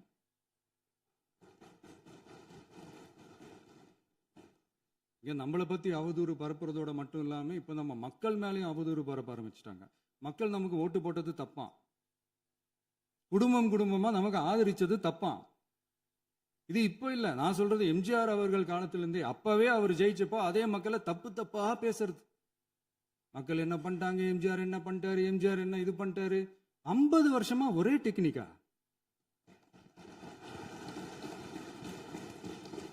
டெக்னாலஜி எல்லாம் மாறி வேற எங்கேயோ போயிட்டு இருக்கு. பஸ் இதுல கொஞ்சம் டெக்னிக்காச்சும் கொஞ்சம் மாத்தினா கொஞ்சம் நல்லா இருக்கும். அதனால மக்களுக்கு யூஸ்ஃபுல்லா இருக்கிற மாதிரி இந்த ஆக்கப்பூர்வமான கருத்துக்களோ ஆக்கப்பூர்வமான யோசனைகளோ இருந்தா சொல்லுங்க, அது நாங்க டெஃபரெண்டா எடுத்துக்கிறோம். ஆனா அதை விட்டுட்டு இந்த நக்கல், நையாண்டி, சம்பந்தம் இல்லாத பேச்சு இதெல்லாம் பேசிட்டு அப்புறம் முதல்வர் பதில் சொல்லல, முதல்வருக்கு பதில் சொல்ல தெரியல அப்படின்னா அப்புறம் என்ன சோஃபா மாடல் ஆட்சியா? அது என்னன்னு புரியறதுக்கு எனக்கு ரொம்ப நாள் ஆச்சு. இந்த sofa set, table chair, teapoy, furniture பிசினஸ்லாம் வேற எங்க வெளியில போய் பண்ண சொல்லுங்க.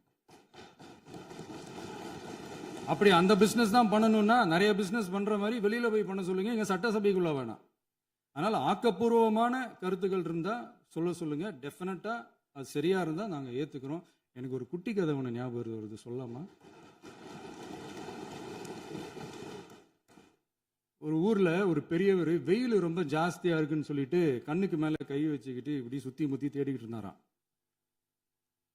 அப்ப கூட இருந்த ஒரு சின்ன பையன் என்ன தேடுறீங்க அப்படின்னு கேட்டானா. அதுக்கு அந்த பெரியவர் சொன்னாரா, அது ஒண்ணு இல்ல தம்பி, உங்க அப்பா இங்கதான் இருப்பாருன்னு சொன்னாங்க, அதான் தேடிக்கிட்டு இருக்கேன், எங்க உங்க அப்பாவையா காணோம்?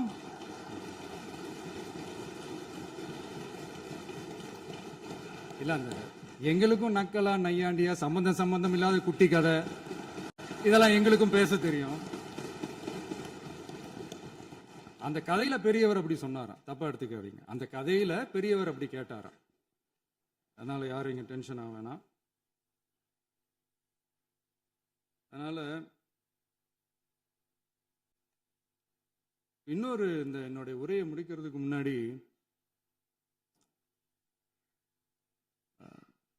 போயிட்டாங்க, பேசலாமா? நிறைய உங்க கருத்துக்களை நீங்க முழுமையாக மன நிறைவோடு பேசலாம். டிவியில் பார்ப்போம். சரி. அதான் 5 நிமிஷம் பேசுனதுக்கே கொளத்தூரி இந்த ஆட்டம் ஆயிடுச்சு. பேசுனா அப்புறம் என்ன பண்றது? கடைசியா நான் இந்த உரையை முடிக்கிறதுக்கு முன்னாடி ஒரு முக்கியமான ஒரு விஷயம் பத்தி சொல்லணும். ஆளுநர் உரை அன்னைக்கு இந்த தமிழ் தாய் வாழ்த்துக்கு அப்புறம் தேசிய கீதம் பாடினது தப்பு, தேசிய கீதம் 2 முறை பாடினது தப்பு, அப்படி ஒரு நிகழ்வு இதுக்கு முன்னாடி இந்த சட்டசபையில நடந்ததே கிடையாது, அந்த மரபே மாத்திட்டீங்க, இப்படி ஒரு பெரிய ஒரு போர் மாதிரி எதிர்கட்சியை சார்ந்தவங்கலாம் சொன்னாங்க இல்லையா? அந்த மாநில உரிமை போராளிகளை, அந்த மரபு காக்கிற உரிமை போராளிகளை ஒரே ஒரு கேள்விதான் கேட்கணும். 2021 ஆகஸ்ட் 2 ஞாபகம் இருக்கா? Centenary celebration of Tamil Nadu legislature. அந்த ஃபங்க்ஷன்ல நம்ம முன்னாள் முதலமைச்சர் கருணாநிதி அவர்களோட கலைஞர் அவர்களுடைய கலைஞர் அவர்களுடைய புகைப்படத்தை மாண்புமிகு குடியரசுத் தலைவர் திறந்து வைக்கிற ஒரு ஃபங்க்ஷன். அந்த ஃபங்க்ஷன்ல national anthem followed by Tamil Thai Vazhthu அப்படின்னு அறிவிச்சது ஞாபகம் இருக்கா? அதாவது தேசிய கீதத்துக்கு அப்புறமா 2வது முறையா, நோட் திஸ் பாயிண்ட் மாண்புமிகு பேரவைத் தலைவர் அவர்களே, ப்ளீஸ் நோட் திஸ் பாயிண்ட். தேசிய கீதத்துக்கு அப்புறம் 2வது முறையாக தமிழ் தாய் வாழ்த்து பாடப்படும் அப்படின்னு சொன்னது ஞாபகம் இருக்கா? அதுவும் முத்தமிழ் அறிஞர் அப்படின்னு சொல்ற நம்ம கலைஞர் அவர்களுடைய அந்த புகைப்படம் வெளியிட்டு விழாவில் அவர் இருந்த இதே சபையில தமிழ 2வது இடத்துக்கு தள்ளினது யாருன்னு ஞாபகம் இருக்கா? அது மட்டும் இல்ல, அந்த தேசிய கீதத்தை நாட்டுப்பண் நேஷனல் ஆந்தம்னு சொல்லி அதே ஃபங்க்ஷன்ல கடைசியா ஃபங்க்ஷன் முடியும் போது செகண்ட் டைம் தேசிய கீதம் பாடினதும் ஞாபகம் இருக்கா? இதே அவையில் தான், அது அவை குறிப்பிலும் இருக்கிறது, இதே அவையில் தான் நடைபெற்றது. இந்த தக்க நேரத்தில் இந்த ஆதாரங்களை அளித்த மாண்பு முதல் அவர்களுக்கு நன்றியை தெரிவித்துக் கொள்கிறேன். டவுட் இருந்தா இந்த புக்கை பார்த்து தெரிஞ்சுக்கலாம். அதனால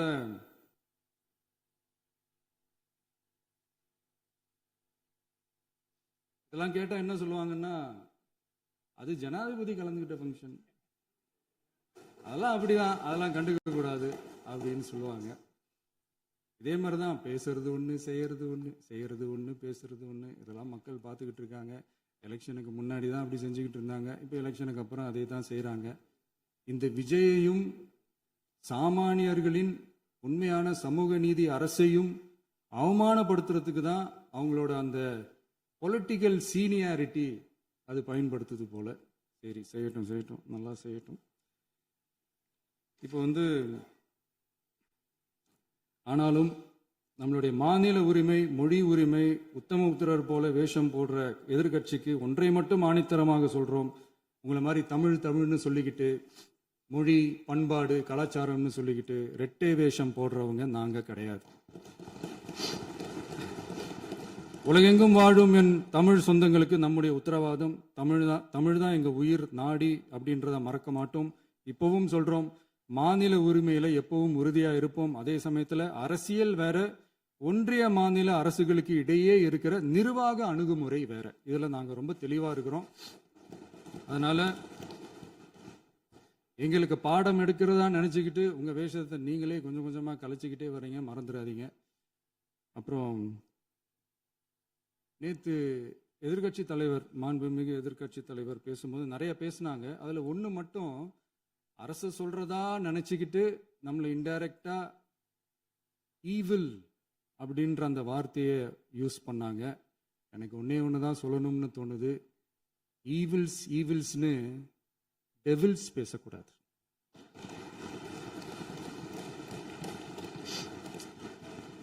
அவங்க இருந்திருந்தா ஒரு ஆக்ஷன் பண்ணணும்னு எனக்கு தோணுச்சு. எல்லாரும் போயிட்டாங்க. பர்மிஷன் பண்ணலாமா? இப்பவும் பண்ணலாம், ஒன்றும் தப்பு இல்லை.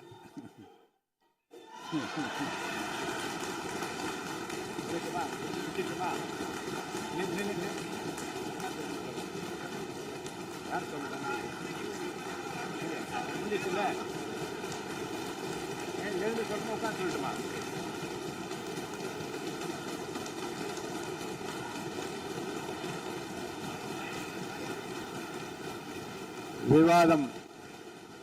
விவாதம் முடிவுற்றது.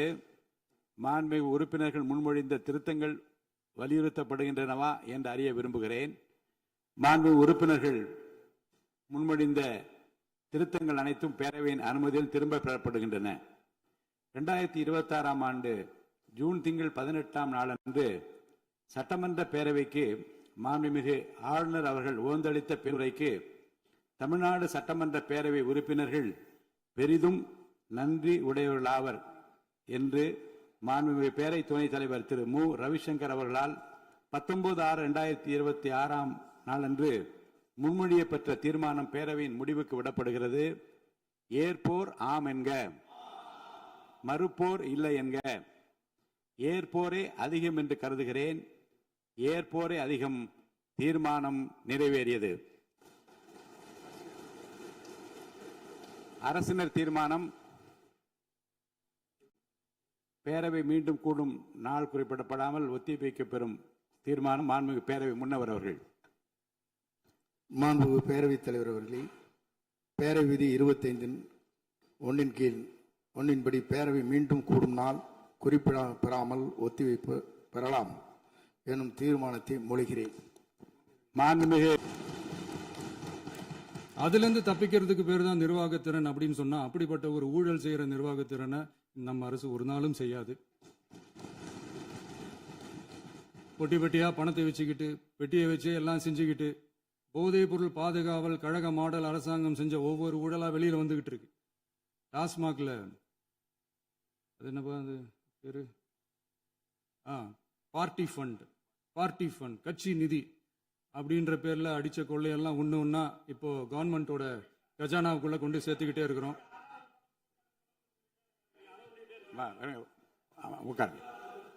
மாண்புமிகு முதல்வர்கள் பதில் உரைக்கு பிறகு முதல்வர் பதிலுக்கு பிறகு நேரம் தரேன். அப்ப பேசட்டும், அவங்க பேசட்டும். அவங்கள பேச அனுமதி. உட்காருங்க, உட்காருங்க.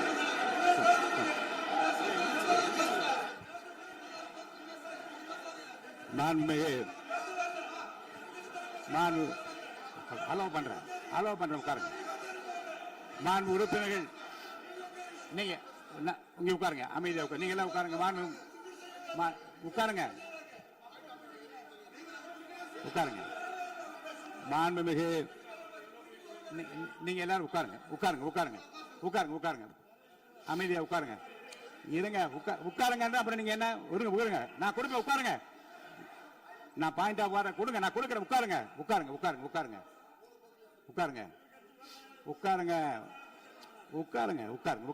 உட்காருங்க. மாண்புமிகு முதல்வர் அவர்கள் போர்வையாக நிதானமாக சொல்லிக்கொண்டே இருக்கிறார். நீங்க குறிப்பெடுத்து வைத்துக் கொள்ளுங்கள். பேசி முடித்தவுடன் நான் உங்களுக்கு அவகாசம் தருகிறேன். நீங்க ஒண்ணா சொல்லுங்க, என்ன என்பது நீங்க சொல்லுங்க. உங்க சொல்லுகிற வாய்ப்பை நான் உங்களுக்கு தருகிறேன். இப்போது மாண்புமிகு முதலமைச்சர் உங்கள் உரையை தொடரலாம்.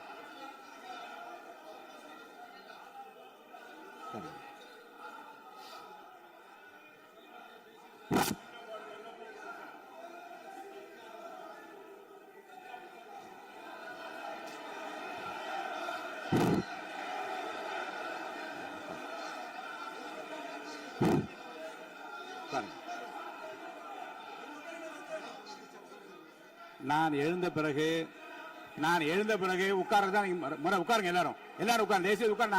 நான் அலோவ் பண்றேன். உட்காருங்க, அமைதியா உட்காருங்க. நான் அலோவ் பண்றேன். அமைதியா உட்காருங்க. அங்க இருந்து குரல் கொடுக்காதீங்க. உட்காருங்க.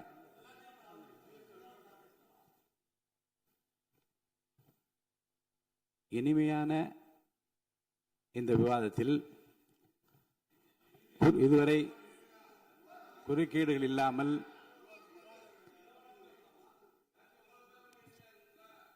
கொஞ்சம் அமைதியா இருங்க. மாண்புமிகு முதல்வர் அவர்கள் பேசி முடித்தவுடன் பாயிண்ட் ஆஃப் ஆர்டர் கேட்டிருக்கேன். நான் அனுமதிக்கிறேன். எதிர்க்கட்சி தலைவருக்கு மட்டும் நான் அனுமதி தருகிறேன். அவர் எழுந்து பேசலாம். மாண்பு முதலமைச்சர் நீங்க கண்டினியூ பண்ணி முடிக்கலாம். நீ எல்லாரும் எழுந்துச்சீங்கன்னா சரி வராது. உட்காருங்க. நான் சொல்லியிருக்கேன். உட்காருங்க. உட்காருங்க. உட்காருங்க.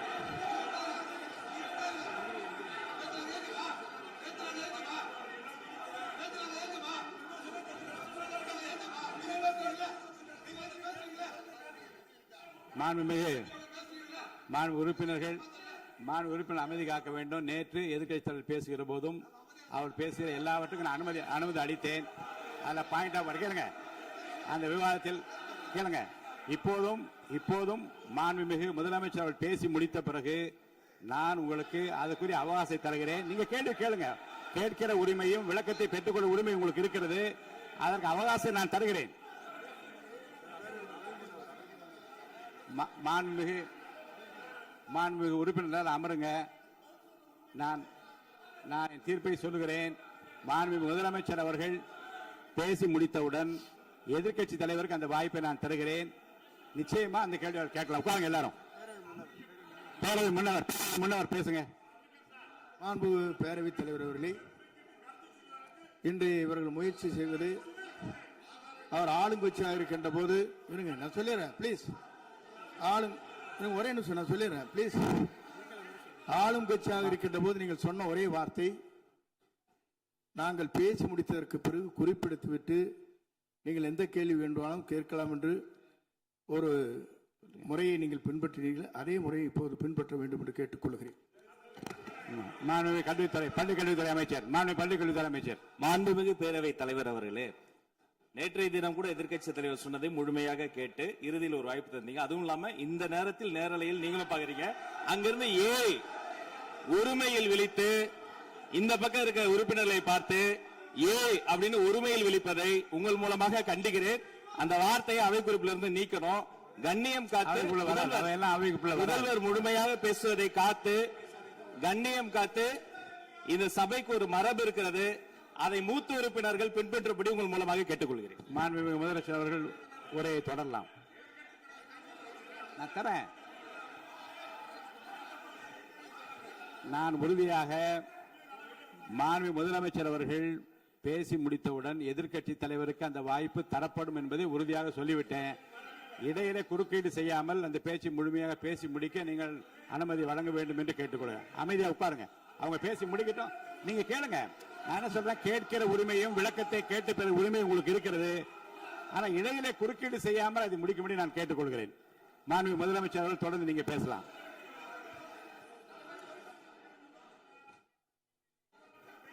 எதிர்க்கட்சி தலைவர் அவர்கள் உங்கள் கட்சியினுடைய உறுப்பினரை அமைதிப்படுத்த வேண்டும் என்று நான் கேட்டுக்கொள்கிறேன். உங்களுக்கு வாய்ப்பு தரவில்லை என்றால் அவர் எழுந்து நிற்பதில் நியாயம் இருக்கிறது. வாய்ப்பு தரப்போகிறேன். மாண்புமிகு முதலமைச்சர் அவர்கள் பேசி முடித்தவுடன் உங்களுக்கு வாய்ப்பு தரப்படும். அது வரைக்கும் உங்களுடைய உறுப்பினரை அமைதி காக்க நீங்கள் தான் பார்த்துக் கொள்ள வேண்டும். மாண்புமிகு அவை முன்னவர். மாண்புமிகு பேரவைத் தலைவர் அவர்களே, அவர் அப்போது சொன்னது வேறு, இப்போது நடந்து கொள்கிற முறைகள் வேறாக இருக்கிறது. அன்றைக்கு அவர் சொல்லுகிற போது அமைச்சர் அத்தனை பேரும் பேசி முடித்ததற்கு பிறகு உங்களுடைய கருத்துக்கள் யாராவது தெரிவிக்கலாம். இப்போது பின்பற்றினால் நன்றாக இருக்கும். நீங்கள் அதற்காகத்தான் சொன்னீர்கள். முதலமைச்சர் பேசியதற்கு பிறகு எதிர்க்கட்சி தலைவர் அவர்கள் பேசுவதற்கு வாய்ப்பளிக்கிறோம் என்று சொல்லியிருக்கிறார்கள். ஆகவே தான் அந்த வாய்ப்பை நீங்கள் இல்ல அது பதில் சொல்லணும்னு கேட்டிருக்காங்க. பதில் சொல்லணும் சொல்லியிருக்காங்க. பதில் சொல்லினா தங்க பிரச்சனை இல்ல. அப்படி இல்ல. ஆகவே இல்ல நேற்றைய தினம் நீங்கள் அப்படி பேசிக்கொண்டது ஆறாவது இல்ல. நேற்றைய தினம் நீங்கள் பேசுகிற போது ஆறாவது குறுக்கிட்டார்களா? நீங்கள் பேசுகிற போது யாருமே குறுக்கிடவில்லை. நீங்க எவ்வளவு பேசினீர்கள், எவ்வளவு வார்த்தைகள் பேசினீர்கள் என்பதெல்லாம் எங்களுக்கு தெரியும். யாருமே அதில் குறுக்கிடவில்லை. இது முதலமைச்சர், எங்கள் முதலமைச்சர் எதிர்க்கட்சி தலைவர் பேசுகிற போது யாரும் குறுக்கிட வேண்டாம் என்று சொன்னார்கள். அதை நாங்கள் பின்பற்றினோம். ஆனால் இன்றைக்கு நீங்கள் பின்பற்றவில்லை என்பதால் வேதனையாக இருக்கிறார். முன்னவர் நேற்று எதிர்க்கட்சி தலைவர் பேசுகிற போது அடுக்கடுக்காக குற்றச்சாட்டுல வைத்தார். இப்போ அதற்குரிய மாண்புமிகு பொதுப்பணித்துறை அமைச்சர் கூட காலையில் அலுவலகத்தை சந்தித்து அவர்கள் சாட்டிய குற்றச்சாட்டுகளுக்கெல்லாம் ஆதாரங்களை எல்லாம் நான் கொண்டு வந்திருக்கிறேன் என்று சொன்னேன். நான் நேற்று அந்த விஷயம் நேற்றோடு முடிந்து விட்டது. ஆதாரங்களை கொடுங்கள். தக்க நேரத்தில் இதை பற்றி சொல்ல வேண்டிய நேர்ந்தால் நான் இதெல்லாம் ஆய்வு செய்து உரிய நேரத்தில் அவை குறிப்பில் ஏற்றுவதற்கு முன்பாக அவரிடம் காட்டி அதற்கு பிறகு அதை பற்றி முடிவெடுக்கும் என்று நான் சொன்னேன். இப்போதும் சொல்லுகிறேன், மாண்பு முதலமைச்சர் அவர்கள் பேசிக் கொண்டிருக்கிறார், பேசி முடிக்கட்டும். எதிர்க்கட்சி தலைவருக்கு உறுதியாக நான் வாய்ப்பு தருவேன். அவர் கேள்விகளை முன்வைக்கலாம், விளக்கங்களை பெறலாம்.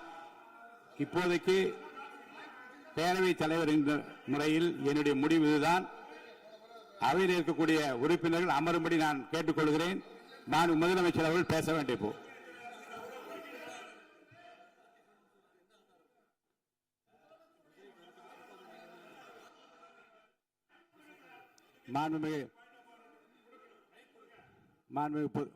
இருங்க, அதை முன்னவர் முடிக்கட்டும். பேரவைத் தலைவர் அவர்களே, நேற்றைய தினம் நீங்கள் முழுமையாக பேசினீர்கள். உங்கள் பேச்சுக்கள் எப்படி இருந்தது என்பதும் நாடறியும். இருந்தாலும் கூட நாங்கள் அமைதியாக இருந்தோம். இல்ல நீங்க இருங்க, ஒவ்வொரு வார்த்தைக்கு இருங்க. நீங்க மின்வெட்டையில நீங்க சொன்னீங்க, உங்களுடைய முன்னாள் அமைச்சர் ஆற்காடு வீராசாமி இருக்கிற போது மின்வெட்டால் தான் நாங்கள் ஆட்சியே மாறியது என்றெல்லாம் சொன்ன கதையெல்லாம் இருக்கு. அதெல்லாம் சொன்னோம்னாங்க, நாங்களே அமைதியா இருந்தா அதுக்காக நீங்க தயவு செய்து எதிர்கட்சி தலைவருக்கு வாய்ப்பளிக்கிறார்கள். அந்த வாய்ப்பை நீங்கள் அவர் முதலமைச்சர் பேசுவதற்கு பிறகு பேசினால் அழகாக இருக்கும். அவை முன்னர் பள்ளிக்கல்வித்துறை அமைச்சர் மாண்புமிகு பேரவைத் தலைவர் அவர்களே, அவர் ஒரே ஒரு வார்த்தையை தான் சொன்னார். பார்ட்டி ஃபண்ட் என்ற வார்த்தையை கேட்டு எதிர்க்கட்சி நண்பர்கள் கோபப்படுகிறார்கள். ஆனால் அதன் மீது உங்களுக்கு பாயிண்ட் ஆஃப் ஆர்டர் தருவதாகவும் நீங்கள் சட்டப்பேரவைத் தலைவர் சொல்கிறீர்கள். நேற்றைய தினம் இதே போல வெற்றி தலைவர் அவர்களினுடைய வழிகாட்டில் வளர்ந்த நாங்கள் சகிப்புத்தன்மையோடு அவர்கள் பல வார்த்தைகள் சொன்னார்கள்.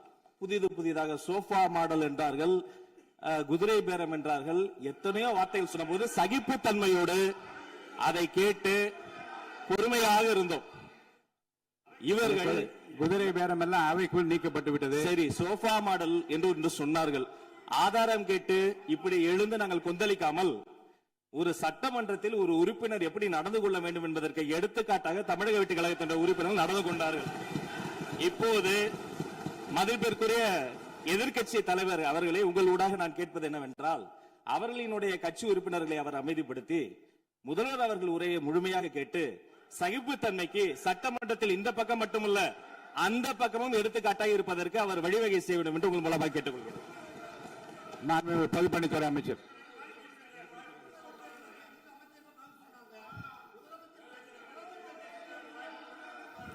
மாண்புமிகு பேரவைத் தலைவர் அவர்களே, திராவிட முன்னேற்ற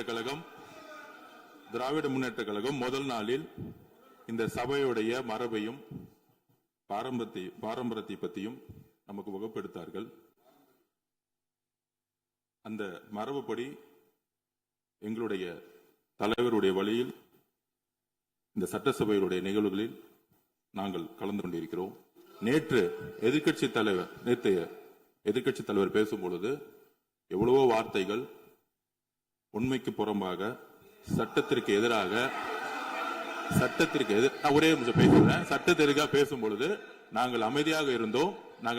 ஒரு 2-3 முறை தான் அவரு பேசும்போது மினிஸ்டர்கள் நின்னாங்க. ஆனா இன்னைக்கு மாண்புமிகு முதலமைச்சருடைய முதல் உரை, கடந்த 4 நாட்களாக திராவிட முன்னேற்ற கழகம் முதலமைச்சர் ஏன் பேசலன்னு சொல்லிட்டே இருந்தாங்க. இன்னைக்கு பேச ஆரம்பிச்ச உடனே அவர் சொன்ன வார்த்தை பார்ட்டி ஃபண்ட் சொன்னார். எந்த பார்ட்டின்னு சொல்ல, ஆனா அந்த வார்த்தைகள் சொல்லி முடிஞ்ச உடனே எதற்காக முதலமைச்சருடைய பேச்ச இவங்க குறுக்கிடுறாங்கன்னு தெரியல. நீங்கள் சொன்னதுபடி முதலமைச்சர் பேச வேண்டும். பேசிய பின்பு கருத்துகளுக்கு பதிலளிக்க அவர்கள் பதிலளிக்கும், நாங்களும் பதிலளிக்க தயாராக இருக்கிறது பதிவு பண்றோம். மாண்பு முதலமைச்சர் அவர்கள்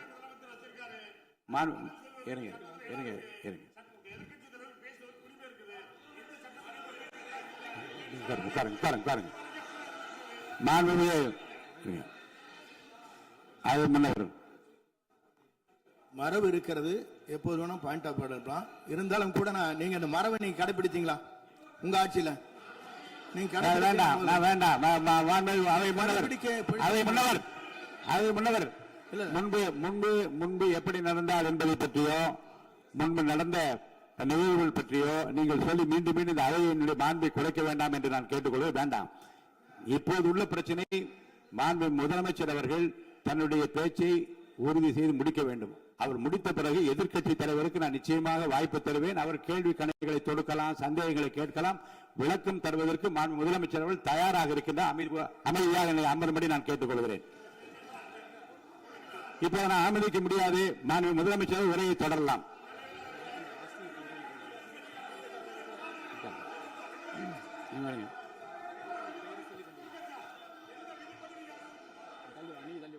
மாண்புமிகு உறுப்பினர் ஆஸ்டின் உங்க இடத்துல போய் உட்காருங்க. மாண்புமிகு உறுப்பினர் ஆஸ்டின், நீங்க ஒரு மூத்த உறுப்பினர், சபை விதிகளை நன்கு தெரிந்த ஒரு உறுப்பினர், நீங்க போய் இடத்துல உட்காருங்க. முதல்ல மாண்புமிகு முதலமைச்சர் அவர்கள் உரையை தொடரலாம். இப்போது எந்த விதமான பாயிண்ட் ஆஃப் ஆர்டர்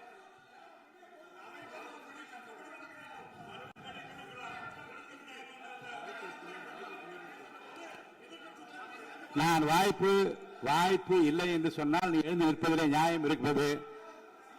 உட்காருங்க. வாய்ப்பு உறுதியாக எதிர்க்கட்சி தலைவருக்கு பாயிண்ட் ஆஃப் ஆர்டர் மட்டுமல்ல, உட்கார்ந்து அவர் பேசிய பேச்சுக்கள் என்னென்ன இருங்க, என்ன என்ன என்ன என்ன என்ன உங்களுக்கு சந்தேகம் இருக்கிறதோ, வினாக்கள் இருக்கிறதோ அதை நீங்க கேட்கலாம். அவர் பதில் சொல்வதற்கு தயாராக இருக்கிறார். பேசி முடிக்கின்ற வரை அமைதி காக்கும்படி உங்களை நான் கேட்டுக்கொள்கிறேன். மாண்புமிகு எதிர்க்கட்சி தலைவர் முழு ஒத்துழைப்பை நீங்கள் தர வேண்டும் என்று நான் எதிர்பார்க்கிறேன்.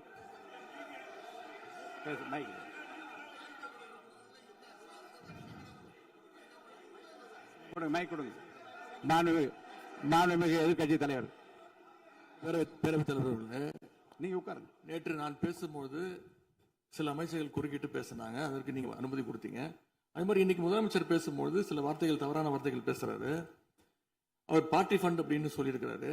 அவர் அமைச்சர் அந்த பார்ட்டி ஃபண்ட் எந்த பார்ட்டின்னு கூட சொல்ல தைரியம் இருந்தா சொல்லுங்க, நாங்க அதெல்லாம் ஃபேஸ் பண்ண தயாரா இருக்கோம்.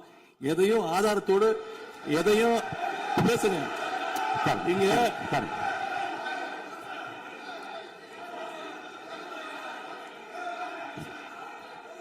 அது மாதிரி பேரவைத் தலைவர் அவர்களே, நேற்று நான் பேசி முடிஞ்சோடனே நீங்க அவை முடிஞ்சிருச்சுன்னு சொல்லிட்டீங்க. நாங்கெல்லாம் வீட்டுக்கு போயிட்டோம். வீட்டுக்கு போய் டிவி போட்டு பார்த்தா அங்க இன்னொரு அமைச்சர் இன்னும் பதில் சொல்லிட்டே இருந்திருக்கிறாரு. அதற்கெல்லாம் நாங்க இப்ப என்ன பதில் இது, என்ன மரபு இது? நீங்க இப்ப பேசிக்கிட்டே இருப்பீங்களா? நாங்க அதை பார்த்துக்கிட்டே இருக்கணுமா? அதே மாதிரி இன்னைக்கு முதலமைச்சர் அவர்கள் பேசும்போது நாங்களும் அமைதியா கேட்டுட்டு தான் இருந்தோம். ஆனா சில கருத்துக்கள் அவர் பேசும்போது அதை நாங்க அனுமதிக்க முடியாது. ஆதாரத்தோடு ஏதாவது பேசணும்னா, குற்றச்சாட்டுகள் சொல்லும் போது ஆதாரத்தோடு சொன்னீங்கன்னா அதை நாங்க ப்ரூவ் பண்றதுக்கு தயாராக இருக்கு. மாண்புமிகு உறுப்பினர் அவர்கள் இருங்க. நேற்று மாண்புமிகு எதிர்க்கட்சி தலைவர்கள் பேசியதும், மாண்புமிகு பொதுப்பணித் தலைவர்கள் பேசியதும் ஆதாரம் இல்லாமல் பேசக்கூடாது என்று நான் சொன்னேன். ஆய்வு செய்து நீக்கப்பட வேண்டியது நீக்கும் என்று சொன்னேன். இப்போது மாண்புமிகு முதல்வர் அவர்கள் பேசி முடிக்கட்டும். நீங்கள் கூறிய கருத்துப்படி அதில் ஆதாரங்கள் இல்லாத குறிப்பாக இருந்தால் அதை நீக்குவதற்குரிய உரிமை எனக்கு இருக்கிறது. ஆய்வு செய்து நான் நடவடிக்கை எடுப்பேன். இப்போது மாண்புமிகு முதலமைச்சர் அவர்கள் பேசலாம். இந்த டாஸ்மாக் மாதிரியே பல டிபார்ட்மெண்ட்லயும், மறுபடியும் சொல்றேன், கட்சி நிதின்ற பேர்ல அடிச்ச கொள்ளைய ஒன்னா கவர்மெண்டோட கஜானாக்குள்ளேயே கொண்டு சேர்த்துக்கிட்டே இருக்கிறாங்க. இப்பவும் சொல்றேன், மக்கள் பணத்திலிருந்து ஒரு பைசா கூட தொடமாட்டோம், தொடவும் விடமாட்டோம், தொட்டா விடமாட்டோம், இதுக்கு முன்னாடி தொட்டவங்களையும் விடமாட்டோம்.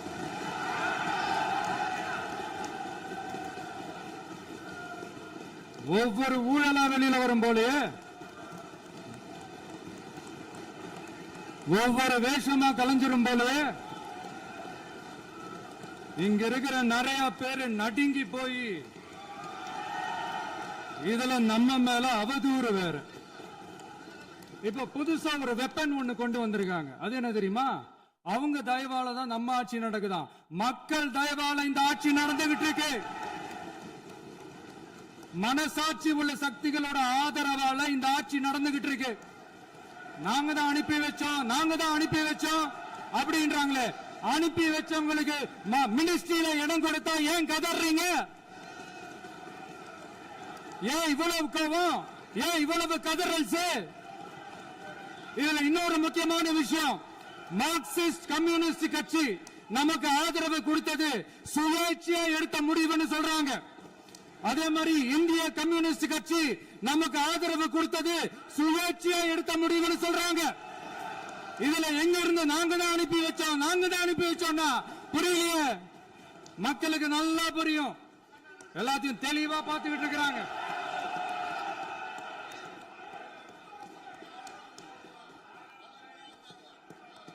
முதலமைச்சர் கண்டினியூ பண்ணலாம். மாண்பு முதலமைச்சர்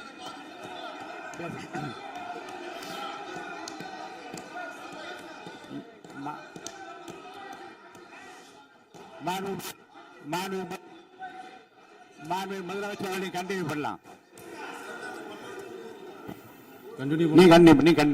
நீ கண்டினியூ பண்ணலாம்.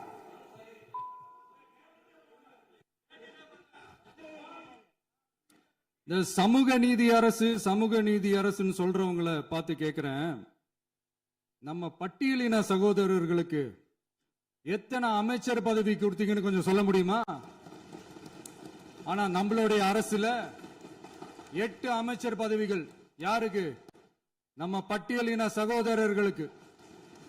எல்லாம் நம்ம அண்ணன், நம்ம தம்பி, நம்ம தங்கச்சிங்க. அண்ணல் அம்பேத்கர் அவர்களுடைய கிட்டத்தட்ட 100 ஆண்டு கால கனவு இப்ப நிறைவேறி இருக்கு. நான் ஏன் கொஞ்சம் சவுண்டா பேசுறேன் அப்படின்னா அவங்களுக்கு கேட்கணுன்றதுக்காக தப்பா எடுத்துக்காது.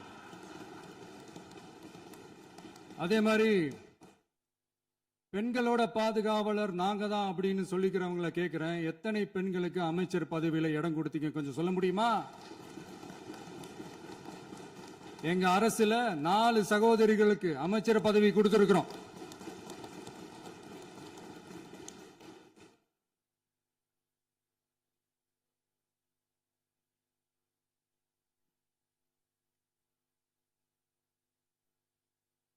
அதனால மக்களால் நிராகரிக்கப்பட்டு மக்களால் அகற்றப்பட்டவங்களுக்கு ஒண்ணு சொல்லிக்கிறோம், தப்பே செய்ய மாட்டோம், ஊழலே செய்ய மாட்டோம், நேர்மையா தான் இருப்போம், நியாயமா தான் இருப்போம் அப்படின்னு சொல்றவங்களால மட்டும்தான் கூட்டணி ஆட்சி அமைக்க முன்வரும். ஆட்சியிலையும் பங்கு, அதிகாரத்திலையும் பங்கு கொடுக்க முன்வரும். ஊழல்லையே ஊறி போனவங்களால இந்த கூட்டணி ஆட்சியோ ஆட்சியிலையும் பங்கு அதிகாரத்திலையும் பங்கு கொடுக்க முன்வராது. மெஜாரிட்டி இருந்தாலும் தரமாட்டாங்க, மெஜாரிட்டி இல்லைனாலும் தரமாட்டாங்க. கேட்டா ரெடிமேடா ஒரு பதில் ஒண்ணு வச்சிருப்பாங்க, கூட்டணி ஆட்சியை மக்கள் விரும்ப மாட்டாங்கன்னு. அதே மக்கள் தான் இப்ப அவங்கள பார்த்து சிரிக்கிறாங்க. நான் பதவி ஏத்த அன்னைக்கு கொஞ்சம் டைம் அவகாசம் கேட்டேன். எதுக்கு கேட்டேன்? நிதி நிலைமை எல்லாம் கொஞ்சம் மோசமா இருக்குது, அதெல்லாம் கொஞ்சம் சரி செஞ்சுக்கிட்டு படிப்படியா கொஞ்சம் கொஞ்சமா நான் கொடுத்த வாக்குறுதிகள்லாம் செயல்படுத்துவேன், அதுக்காக கொஞ்சம் டைம் அவகாசம் கேட்டேன். நான் ஏதோ வேற எதுக்காகவோ வேற யாருக்காகவோ ஏதோ அவகாசம் கேட்ட மாதிரி. அடுத்து இங்க சபையில இல்லாதவங்களை பத்தி பேச வேண்டாம்னு நினைக்கிறேன்.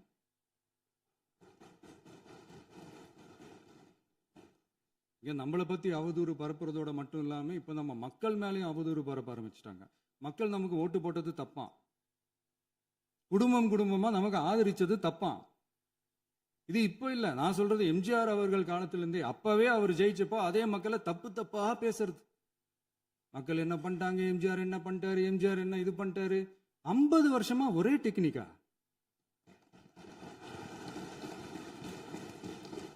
டெக்னாலஜி எல்லாம் மாறி வேற எங்கேயோ போயிட்டு இருக்கு பஸ். இதுல கொஞ்சம் டெக்னிக்காச்சும் கொஞ்சம் மாத்தினா கொஞ்சம் நல்லா இருக்கும்.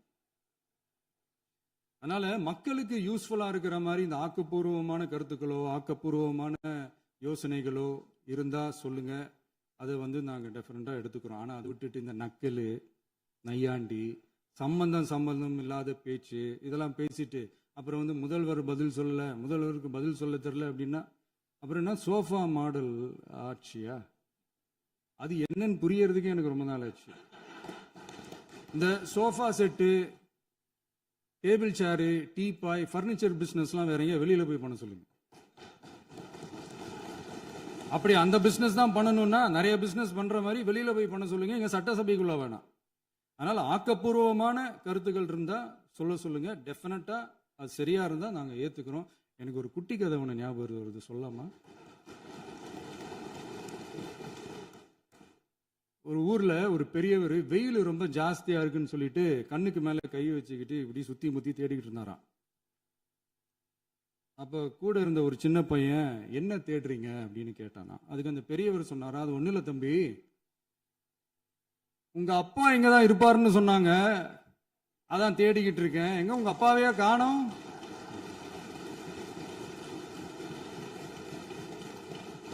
இல்ல அந்த எங்களுக்கும் நக்கலா நையாண்டியா சம்பந்தம் இல்லாத குட்டி கதை இதெல்லாம் எங்களுக்கும் பேச தெரியும். அந்த கதையில பெரியவர் அப்படி சொன்னாராம், தப்பா எடுத்துக்காதீங்க. அந்த கதையில பெரியவர் அப்படி கேட்டாராம். அதனால யாரும் இங்க டென்ஷன் ஆக வேணாம். அதனால இன்னொரு இந்த என்னுடைய உரையை முடிக்கிறதுக்கு முன்னாடி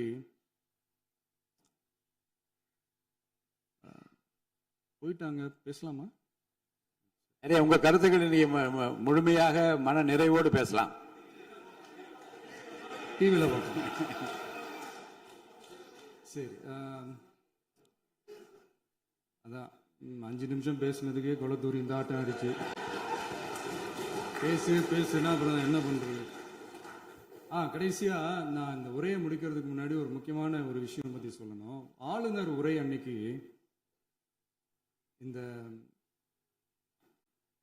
தமிழ் தாய் வாழ்த்துக்கு அப்புறம் தேசிய கீதம் பாடினது தப்பு, தேசிய கீதம் 2 முறை பாடினது தப்பு, அப்படி ஒரு நிகழ்வு இதுக்கு முன்னாடி இந்த சட்டசபையில நடந்ததே கிடையாது, அந்த மரபையே மாத்திட்டீங்க, இப்படி ஒரு பெரிய ஒரு போர் மாதிரி எதிர்கட்சியை சார்ந்தவங்கலாம் சொன்னாங்க இல்லையா? அந்த மாநில உரிமை போராளிகளை, அந்த மரபு காக்கிற உரிமை போராளிகளை ஒரே ஒரு கேள்விதான் கேட்கணும். 2021 ஆகஸ்ட் 2 ஞாபகம் இருக்கா? Centenary celebration of Tamil Nadu legislature. அந்த ஃபங்க்ஷன்ல நம்ம முன்னாள் முதலமைச்சர் கருணாநிதி அவர்களோட கலைஞர் அவர்களுடைய கலைஞர் அவர்களுடைய புகைப்படத்தை மாண்புமிகு குடியரசுத் தலைவர் திறந்து வைக்கிற ஒரு ஃபங்க்ஷன். அந்த ஃபங்க்ஷன்ல national anthem followed by Tamil Thai Vazhthu அப்படின்னு அறிவிச்சது ஞாபகம் இருக்கா? அதாவது தேசிய கீதத்துக்கு அப்புறமா 2வது முறையா, நோட் திஸ் பாயிண்ட் மாண்புமிகு பேரவைத் தலைவர் அவர்களே, ப்ளீஸ் நோட் திஸ் பாயிண்ட். தேசிய கீதத்துக்கு அப்புறம் 2வது முறையாக தமிழ் தாய் வாழ்த்து பாடப்படும் அப்படின்னு சொன்னது ஞாபகம் இருக்கா? அதுவும் முத்தமிழ் அறிஞர் அப்படின்னு சொல்ற நம்ம கலைஞர் அவர்களுடைய அந்த புகைப்படம் வெளியிட்டு விழாவில் அவர் இருந்த இதே சபையில தமிழை 2வது இடத்துக்கு தள்ளினது யாருன்னு ஞாபகம் இருக்கா? அது மட்டும் இல்ல, அந்த தேசிய கீதத்தை நாட்டுப்பண் நேஷனல் ஆந்தம்னு சொல்லி அதே ஃபங்க்ஷன்ல கடைசியா ஃபங்க்ஷன் முடியும் போது செகண்ட் டைம் தேசிய கீதம் பாடினதும் ஞாபகம் இருக்கா? இதே அவையில் தான், அது அவை குறிப்பிலும் இருக்கிறது, இதே அவையில் தான் நடைபெற்றது. இந்த தக்க நேரத்தில் இந்த ஆதாரங்களை அளித்த மாண்பு முதல்வர்களுக்கு நன்றியை தெரிவித்துக் கொள்கிறேன். டவுட் இருந்தா இந்த புக்கை பார்த்து தெரிஞ்சுக்கலாம். அதனால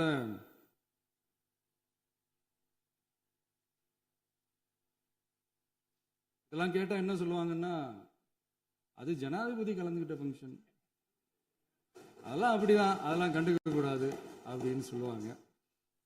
இதே மாதிரிதான் பேசுறது ஒண்ணு, செய்யறது ஒண்ணு, பேசுறது ஒண்ணு. இதெல்லாம் மக்கள் பார்த்துக்கிட்டு இருக்காங்க. எலெக்ஷனுக்கு முன்னாடி தான் அப்படி செஞ்சுக்கிட்டு இருந்தாங்க, இப்போ எலெக்ஷனுக்கு அப்புறம் அதே தான் செய்யறாங்க. இந்த விஜயையும் சாமானியர்களின் உண்மையான சமூக நீதி அரசையும் அவமானப்படுத்துறதுக்கு தான் அவங்களோட அந்த பொலிட்டிக்கல் சீனியாரிட்டி அது பயன்படுத்துது போல. சரி, செய்யட்டும், நல்லா செய்யட்டும். இப்போ ஆனாலும் நம்மளுடைய மாநில உரிமை, மொழி உரிமை, உத்தம உத்தரர் போல வேஷம் போடுற எதிர்கட்சிக்கு ஒன்றை மட்டும் ஆணித்தரமாக சொல்றோம். உங்களை மாதிரி தமிழ்னு சொல்லிக்கிட்டு மொழி, பண்பாடு, கலாச்சாரம்னு சொல்லிக்கிட்டு ரெட்டை வேஷம் போடுறவங்க நாங்க கிடையாது. உலகெங்கும் வாழும் என் தமிழ் சொந்தங்களுக்கு நம்முடைய உத்தரவாதம் தமிழ் தான் எங்க உயிர் நாடி அப்படின்றத மறக்க மாட்டோம். இப்பவும் சொல்றோம், மாநில உரிமையில எப்பவும் உறுதியா இருப்போம். அதே சமயத்துல அரசியல் வேற, ஒன்றிய மாநில அரசுகளுக்கு இடையே இருக்கிற நிர்வாக அணுகுமுறை வேற. இதுல நாங்க ரொம்ப தெளிவா இருக்கிறோம். அதனால எங்களுக்கு பாடம் எடுக்கிறதா நினைச்சுக்கிட்டு உங்க வேஷத்தை நீங்களே கொஞ்சம் கொஞ்சமா கலைச்சிக்கிட்டே வர்றீங்க, மறந்துடாதீங்க. அப்புறம் நேத்து எதிர்க்கட்சி தலைவர், மாண்புமிகு எதிர்க்கட்சி தலைவர் பேசும்போது நிறைய பேசினாங்க. அதுல ஒண்ணு மட்டும் அரசு சொல்றதா நினைச்சுக்கிட்டு நம்மளை இன்டைரக்டா ஈவில் அப்படின்ற அந்த வார்த்தையை யூஸ் பண்ணாங்க. எனக்கு ஒன்னே ஒண்ணுதான் சொல்லணும்னு தோணுது. ஈவில்ஸ்னு டெவில்ஸ் பேசக்கூடாது.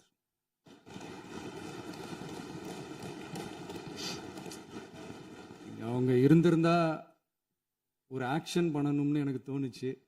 எல்லாரும் போயிட்டாங்க. இல்ல பர்மிஷன் பண்ணலாமா? இப்பவும் பண்ணலாம், ஒன்றும் தப்பு இல்லை.